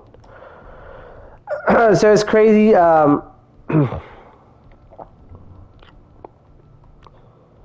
You know, all these kids who probably play these games. I know I'm 34 and playing PlayStation 5, whatever. I'm streaming, though. It's funny that most of us don't even read no more. Heck, I don't read no more. But if you get in a mode where you read and you're playing the video games, you might as well do it for the stream. And that's my idea right there for any upcoming YouTuber or upcoming Twitch person. Is like, yo, these are little opportunities for you to showcase your personality and your voice and whatever, and your positive energy or whatever you want to share, is just to read those little things, and it helps you read and help you get smarter in the words that are used in there, to look up on your Google on your phone to make you more, just make you more of a better person, and just get things done, and put in the legwork. If you want to hit that YouTube goals, you gotta do it. You gotta find ways to make it interesting and sound interesting. For me, I just kept it simple. I'm just like, I'm gonna play the game. I'm gonna play it, in a way where I'm comfortable doing it. I'm not gonna write a script. I like to do it very simple. I like to do it improv, and heck, this helps me practice in my accents when I'm reading those freaking dossiers. So now, without further ado, we are going to start the next mission. It's called Fractured Jaw. In 1968, the CIA orders Russell Adler's SOG team to secure a valuable asset hidden in the Da Nang firebase. Examine evidence. Photo of Camp Haskins, 8,000 miles from home, located just north of Da Nang. Camp Haskins was a part of conglomeration of U.S. military forces that supported the Army, Marines, Navy, and the Air Force. Russell Adler's MAC-V SOG team was briefly stationed there in the fall of 1967 and into the early winter of 1968. This photo was taken on a rare day without raining during the region's winter monsoon season. It was during this week at the Da Nang that Adler, damn, that's a tongue twister right there, was during this week It was during this week at Da Nang that Adler's team discovered evidence of Perseus' activity in Vietnam. Photo of Russell Adler and Lawrence Sims. Sorry guys, I want to be thorough, and I want to read everything that I click on, because it's like I already started this, so I might as well finish it. Shared joy, shared suffering. After Lawrence Sims graduated from Rochester Institute of Technology, he entered the Army, where he served for 2 years before joining the ranks of the Central Intelligence Agency. Central Intelligence Agency. His first major assignment placed him on Russell Adler's MAC-V-SOG team in Vietnam, where he immediately became one of Adler's favorite cohorts. By the end of their time there, Sims was also Adler's most trusted confidant. He had been a mainstay on Adler's various teams ever since. U.S. Army calendar 1967, biding their time. The Studies and Observation Group MAC-V-SOG began covert missions in Vietnam in 1964. In July 1967, Russell Adler and his small team of MAC-V-SOG operatives were sent by the Central Intelligence Agency to the Quang Nam province in central Vietnam. While training and often operating alongside the other battalions that moved in and out of the area over the months, Adler's group always had an ear to the ground, always listening for any word of Soviet activity. When a viable rumor appeared, they would move on to their own to investigate. It was until January 1968 that the CIA finally confirmed the presence of Perseus. Fractured jaw memo, a knockout blow. The events in Da Nang during January 1968 revealed an embarrassing vulnerability in the fractured jaw plan. It was immediately scrapped before any additional damage could be done. Site MAC 02913 DTGs 1025235 from General Lesland Kamusma CV to Admiral Bridgemore Sin CPAC Hawaii. Reference SINPAC 062340Z February 68. Fractured jaw. Kamusma ZVO plan. Fractured jaw has been approved by me. Publication is now in progress, and plan will be dispatched by Armed Forces Courier Service 11 February. ETA Honolulu Armed Forces Courier Station 113290W February. Alright. Fractured jaw nuclear device, keeping one's weapons out of another's hands. As the fortunes of U.S. military in Vietnam declined, senior military officers, including General William Westmoreland, began to enact a top-secret plan. The deployment of tactical nuclear weapons in Vietnam. Perseus learned of this plan, codenamed Fractured Jaw, as well as the storage location of one of the first bombs sent into the country. Lawrence Sims' survival knife. Sometimes you need more than your wits. One morning in early January 1968, MAC-V-SOG operator Lawrence Sims left Da Nang Air Base with the U.S. Air Force Airman Darren Cupp for a routine recon mission. After experiencing mechanical difficulties, the chopper touched down in a jungle clearing 15 miles outside the base. While waiting for assistance, they were ambushed by Viet Cong and forced to flee into the jungle. Cupp was killed in combat. Sims, ammo exhausted, took Cupp's knife and circled the clearing perimeter. He managed to take out 3 soldiers by hand before reinforcements arrived and secured the malfunctioning chopper. Sims never parted with the knife after that incident. It now hangs from the board as a good luck charm. That's why he never gets rid of it, because he got out of a sticky situation where he was surrounded, and before backup could arrive, he killed 3 soldiers with that knife. So it's his lucky knife. Alright, so are we ready? Are we finally ready? Fractured jaw. Let's start Fractured jaw. Launch mission. Launch mission. Alright. Alright. We're going back to Vietnam. First time Perseus pinged our radar. It was late January, 68.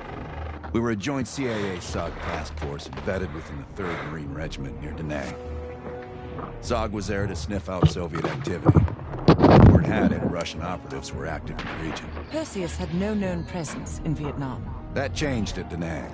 Somehow Perseus knew about Operation Fractured Jaw. Fractured jaw. That one sure went sideways. We launched out of Camp Haskins. Yeah, I'll never forget that shit. Good. We want those memories. No details too small. A face, a name. We're looking for anything that can lead us to Perseus. This feels like looking for a needle in a haystack, in a field of haystacks.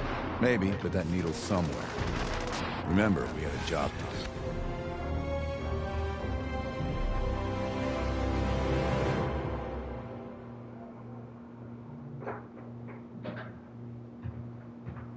Fracture jaw. That one sure went sideways.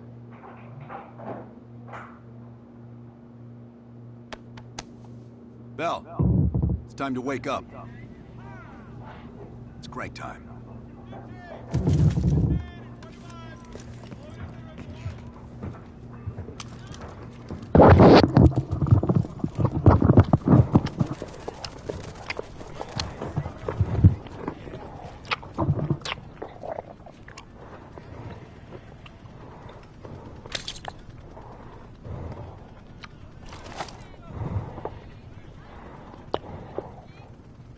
Still with me, Bell? Welcome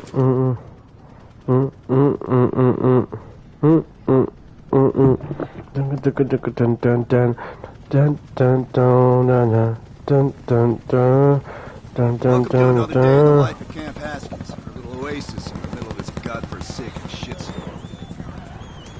You're pretty safe here.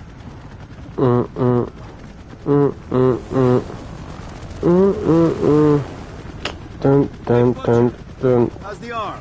I like how they show people's names. At least I can move it.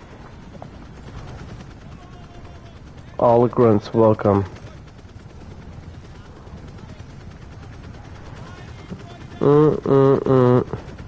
Dun dun dun dun. Dun dun dun dun. Dun dun dun dun dun dun. Babe, oh no. Dun dun dun dun dun. Dun dun. Hold on, guys. Just stick with me. It's almost done. All right. It's almost done. Hold down, down. Ding ding ding ding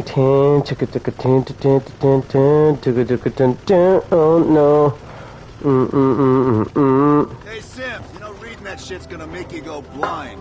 Yeah, you gotta watch out. That's why I want it all up here. Bell, you're with Sims. Usually bring out the best in each other.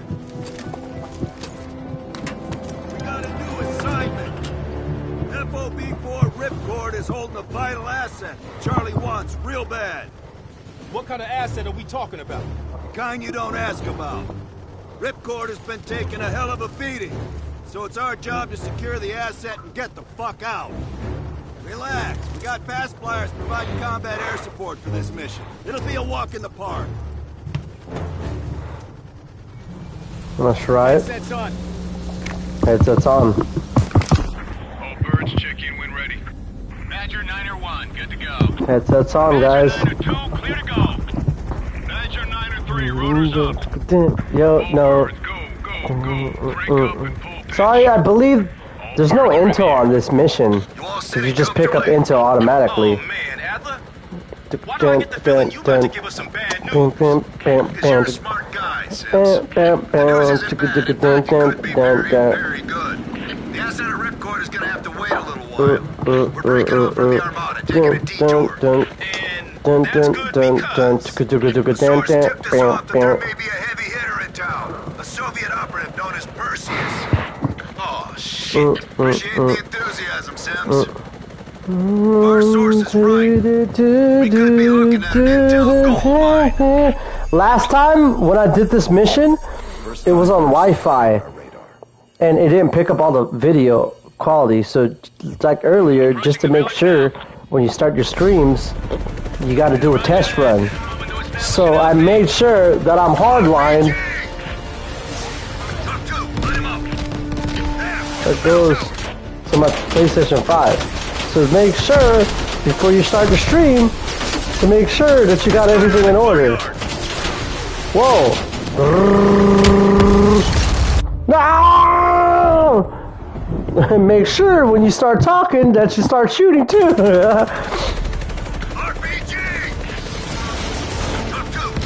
Alright, come on, come on, come on.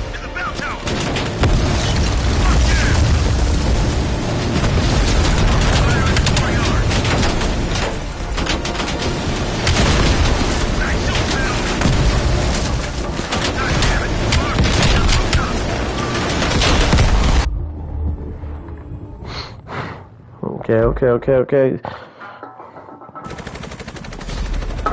RPG! Top 2, line him up. There, in the bounce house. Fuck yeah! Building fire in the courtyard. Nice shoot, pal. God damn it, more RPGs on the rooftop. Hold on a minute, swing it around.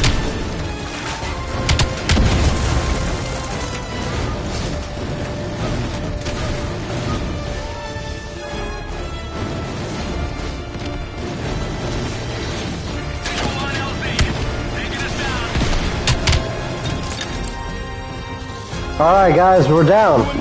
We're ready, come on, let's go. We're down. What's up, players?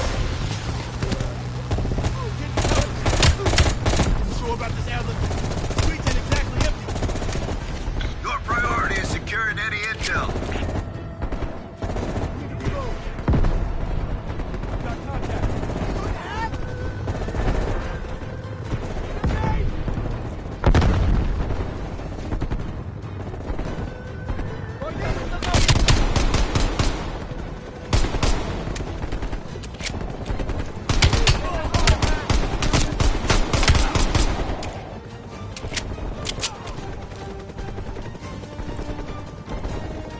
Our source line told the Soviets at a building in the center of town. Oh my goodness.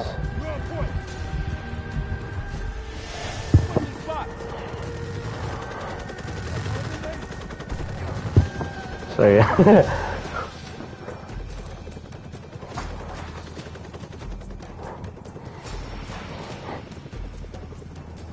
Here, I gotta position the camera right. Alright.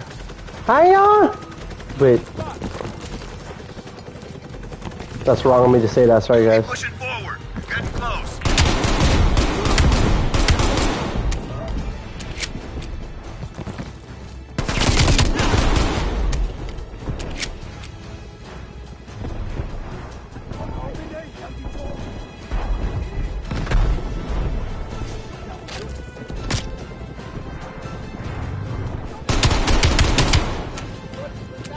Sims, Bell, that's the building.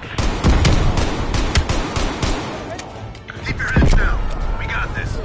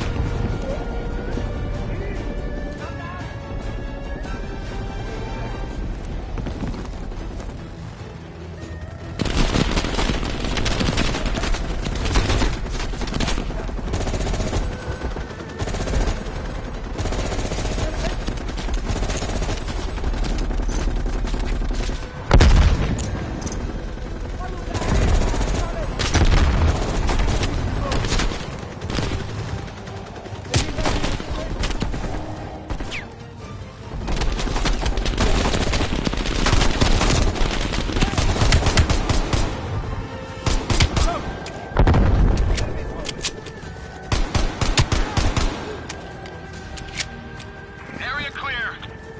Okay, get inside. See what we got. Okay, guys, come on.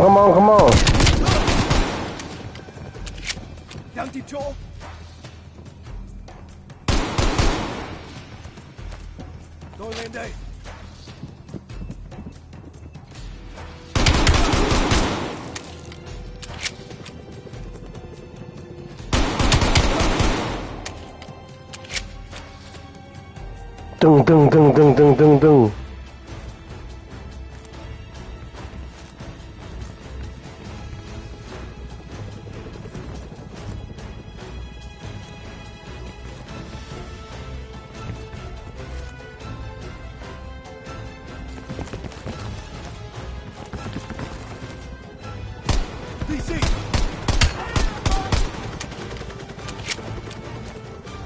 VCs, come on. Dun.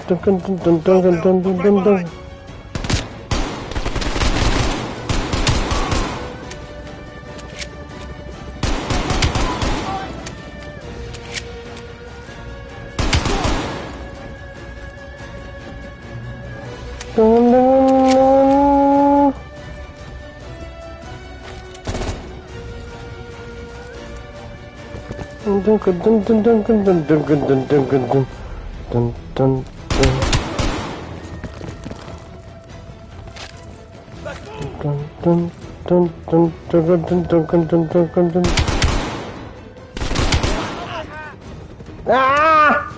Sorry.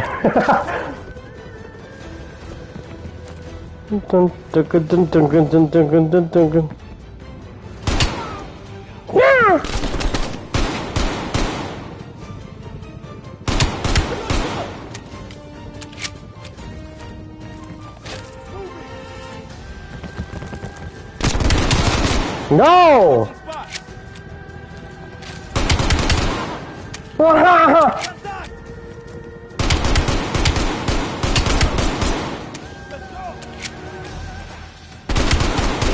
Stop this!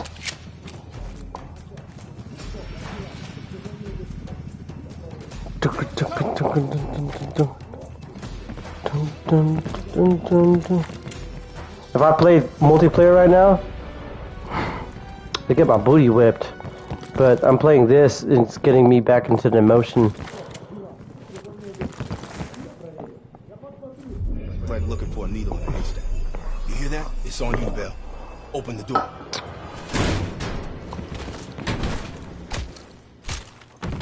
Okay. Just drop them. So this is the Soviets on site. this is the intel that I was talking about. That's part of the mission, right? Look Vietnamese to me. Bell, grab that comms log. They look like Soviets, huh? Who the fuck they've been talking to?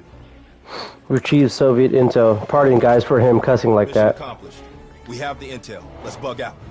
That's right. Hang on to that intel. Let's go, Sims. Let's get out of here.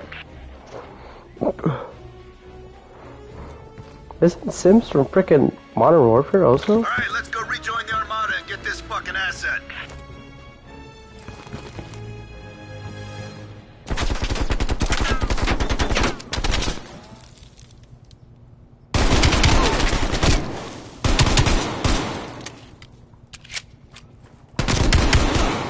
Nah.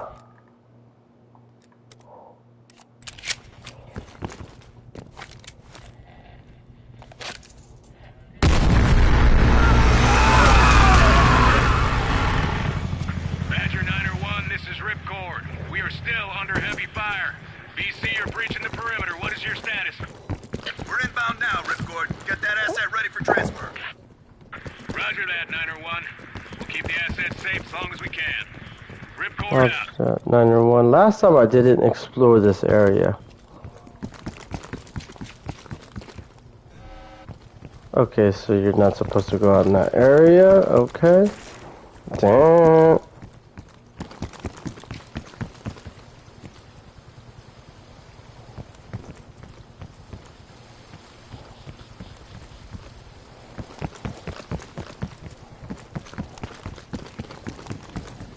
So there's nothing out here. It's just a mortar and some clothes. Okay, let's just go back in the chopper then. Or not back, let's go into the chopper.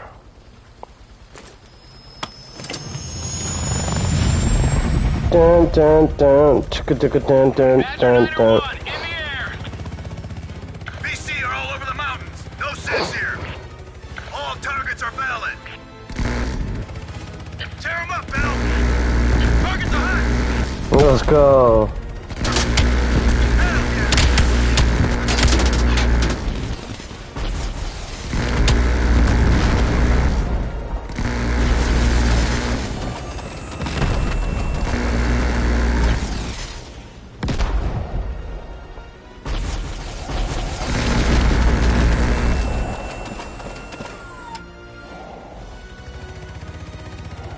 That looks like a house.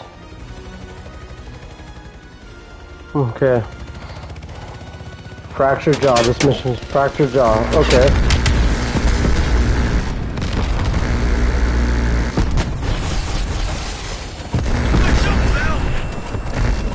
Woo! Anyone up there? Use them eyes, Ted. Use them eyes. Oh.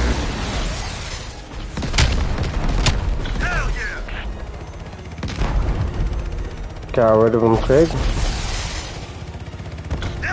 901, we have confirmed the visual on an enemy bird headed your way. When did the car get birds? They don't. Fucking Soviets. Take down that high.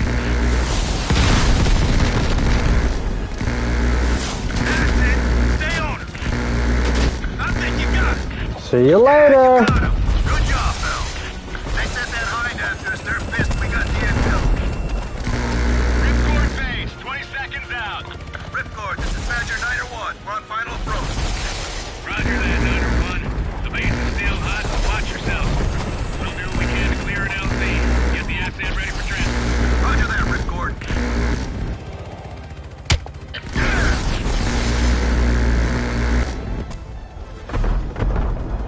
That's right. Blow them up to smithereens, you know what I'm talking about?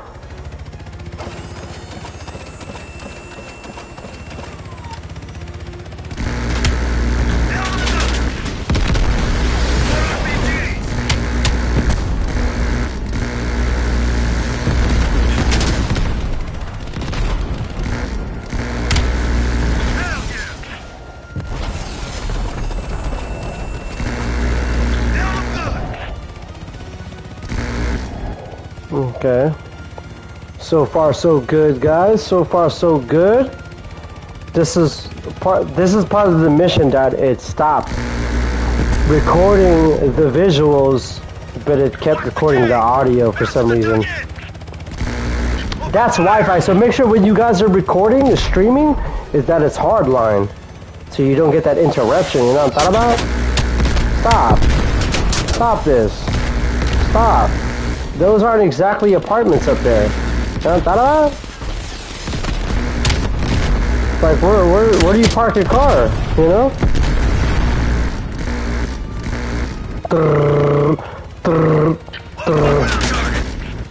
Pick them off, Bill.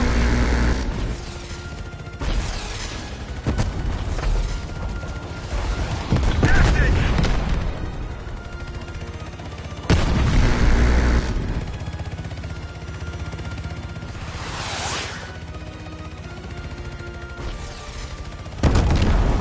BC convoy on the road.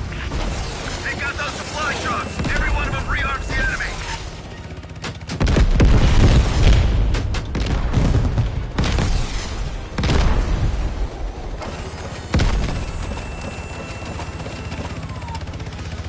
Oh, hello. See you later. Almost there, guys. Almost there. Hang on with me. Stay with me. Stay with me. Danger, Will Robinson. Danger, danger, danger, Will Robinson. Because believe me, I want to go eat.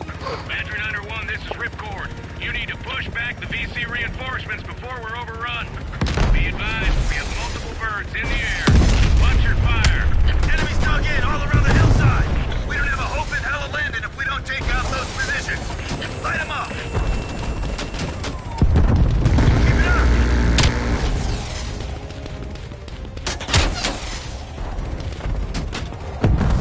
Nice work. Ripcord's taking a beating. Take out those targets.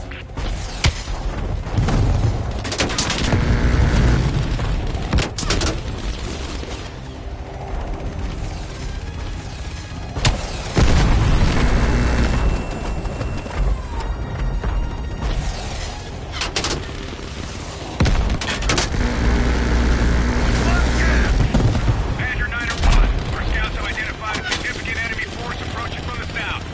Divert to intercept. Roger that, Ripcord.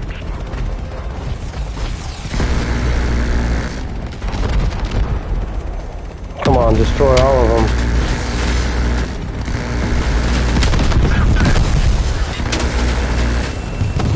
Badger 901, they're breaching the main gate. We can't hold out much longer. Hold on, Ripcord. We're on our way.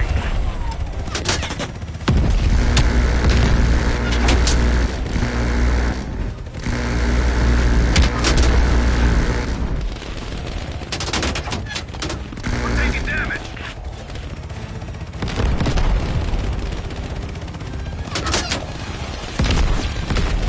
Come on, where they at?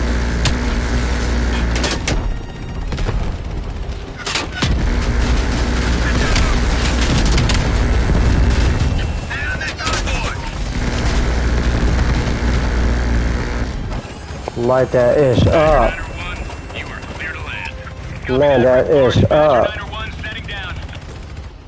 Land that ish up? You mean light that ish up? That's what I meant. Land that ish up. I mean light that ish up. And I thought about. Roger that, Ripcord. Roger that, Ripcord. Adler? Mac V Sog? Yeah, just hurry the fuck up already. Yes, sir. Thank you. Don't thank me. Thank Bell. He's the one who just snagged us the fucking phone book full of Soviet intel. Let's go. Now. Godspeed, Commander. Secure the asset. Godspeed, baby. Fucking kidding me, Adler? I gotta use the bathroom. Fail-safe, that's all you need to know. Ain't that desk already? Not yet.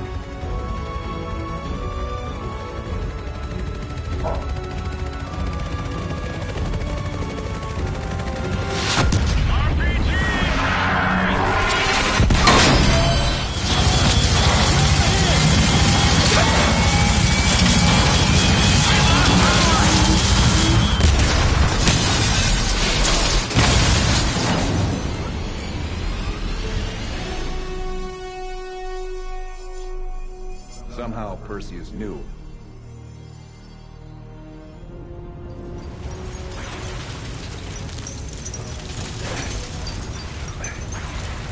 Sims, Bell, you okay?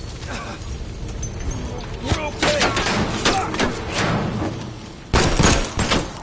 Bell, let loose of that goddamn turret before we're overrun.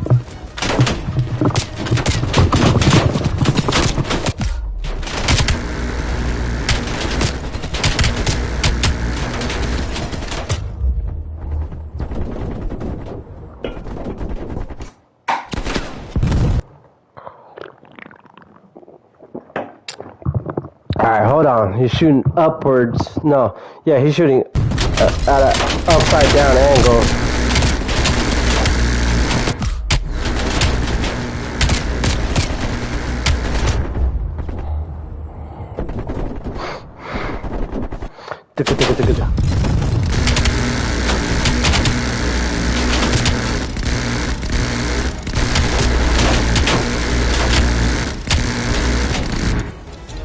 There we go. Attaboy, that's what I'm talking about. We need air support. Yeah, we do. Hurry up and get up. Grab a weapon. Keep them the fuck up. That's right.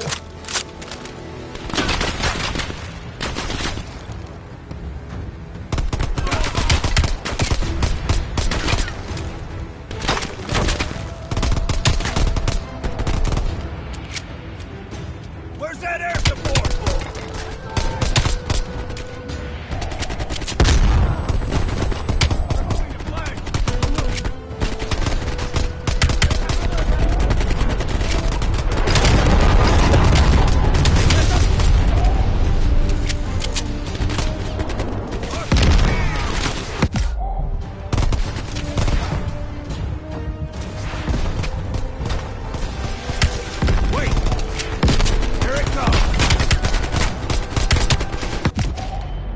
Oh. Bell!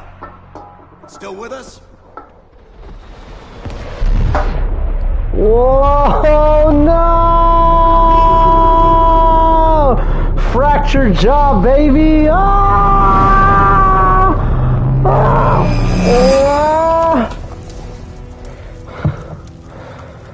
Oh! We survived that. Success, Sims. That's a damn good bonding experience right there. You know what I'm talking about? Best believe you love that person that you went through that ordeal with. You learn to appreciate them way more. It ain't done yet, not by a long way. Mission complete. Return to the safe house, and that is your mission. And that is your mission at Fractured Jaw. We just completed it. On the other stream, I already finished it, so I X'd that out. The stream didn't fully connect right, so mission complete. There you go. That's Fractured Jaw, and we just did the CIA Safehouse E9 for the first one, and the other next mission was Fractured Jaw. Continue to the safe house. Return to the safe house. What is this? Is this the next intro?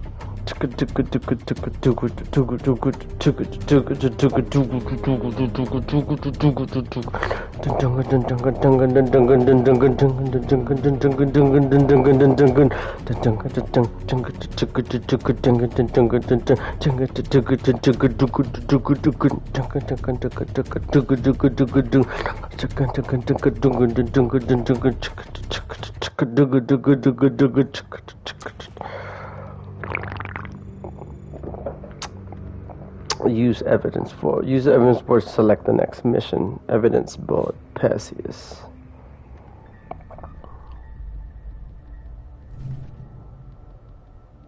Each mission leads a team one step closer to Perseus.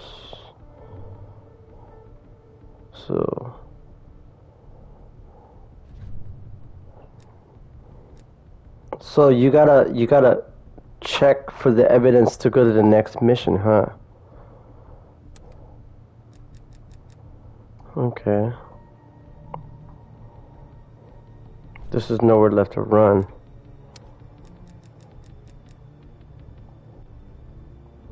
And this...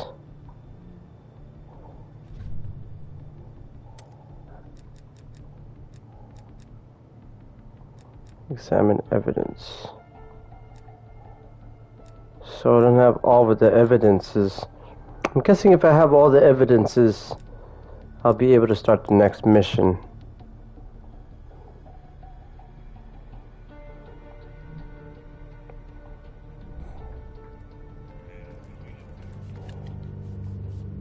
Bell.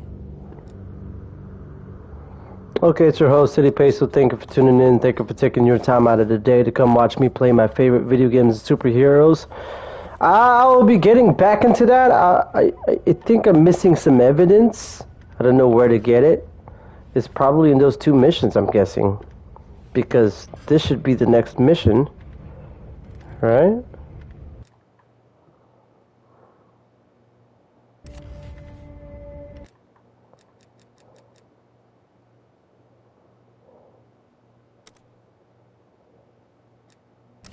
The next mission would be that mission, right? Let me see. Oh, East Berlin briefing. Okay, so that's the next mission. Never mind. Discovered the Perseus intel, primary security fracture, new realism. Okay, so it's like level, safe house, level, safe house. Okay. There you go. That's finally we got the stream done. Like I said, the next mission is going to be East Berlin briefing, but I guess it's not really a mission. It's just a briefing, just like the CIA Safehouse E9. Nowhere Left to Run was the first mission. Fracture Job was the second mission.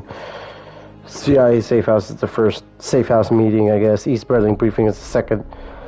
Whatever. So I start that one next to get the other mission, is on what I'm guessing.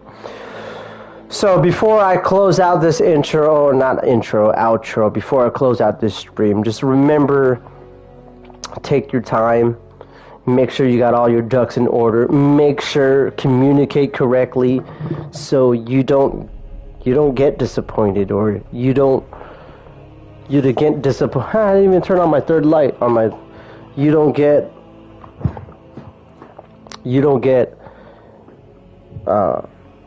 I don't know. I think what I'm trying to say is, if you mess up, just keep your head up. If you mess up, don't be so hard on yourself and what you hear from others. Just try to block that out, but also take it in consideration that you have stuff to improve on. But don't take that whereas like you're a loser and you're like, yeah, I can never learn, because all I know is from experience, every time I have failed, it's helped me somewhere down in my life, down along the way. Just it's going to help me out in another part of my life, which is like if I mess up the fiber, the next time I touch a fiber, I'm not, you know what I'm saying? I'm going to make it real hard to not break it. You know what I'm saying? That's what I'm trying to say. Whether it's breaking something or talking to someone or being able to absorb that disappointment or anger and frustration that they are having from you, to just hey, you can be the best you and just handle your business and be continuing the best person that you can be. It's your host, TeddyPESO. Thank you for tuning in. Thank you for taking your time out of the day to come watch me play my favorite video games and shooters, just like Call of Duty Black Ops Cold War. And the mission we just previously done was the CIA Safehouse E9 and Fractured Jaw. Thank you guys. I love you guys. It's good to be back. It's Wednesday, and I'm eager to do another one on Friday. I love you guys. Stay tuned. Don't forget to love one another. Look out for each other. Protect each other, and have each other's back. We are all not as strong as our team, and our team gives us strength. I love you guys. Peace. God bless you guys. Stay motivated, stay positive, and go handle your business. It's your host, TeddyPESO. I'm signing out. See you later. Bum, bum, bum, bum, bum, bum, bum, bum, boom, boom, boom, boom.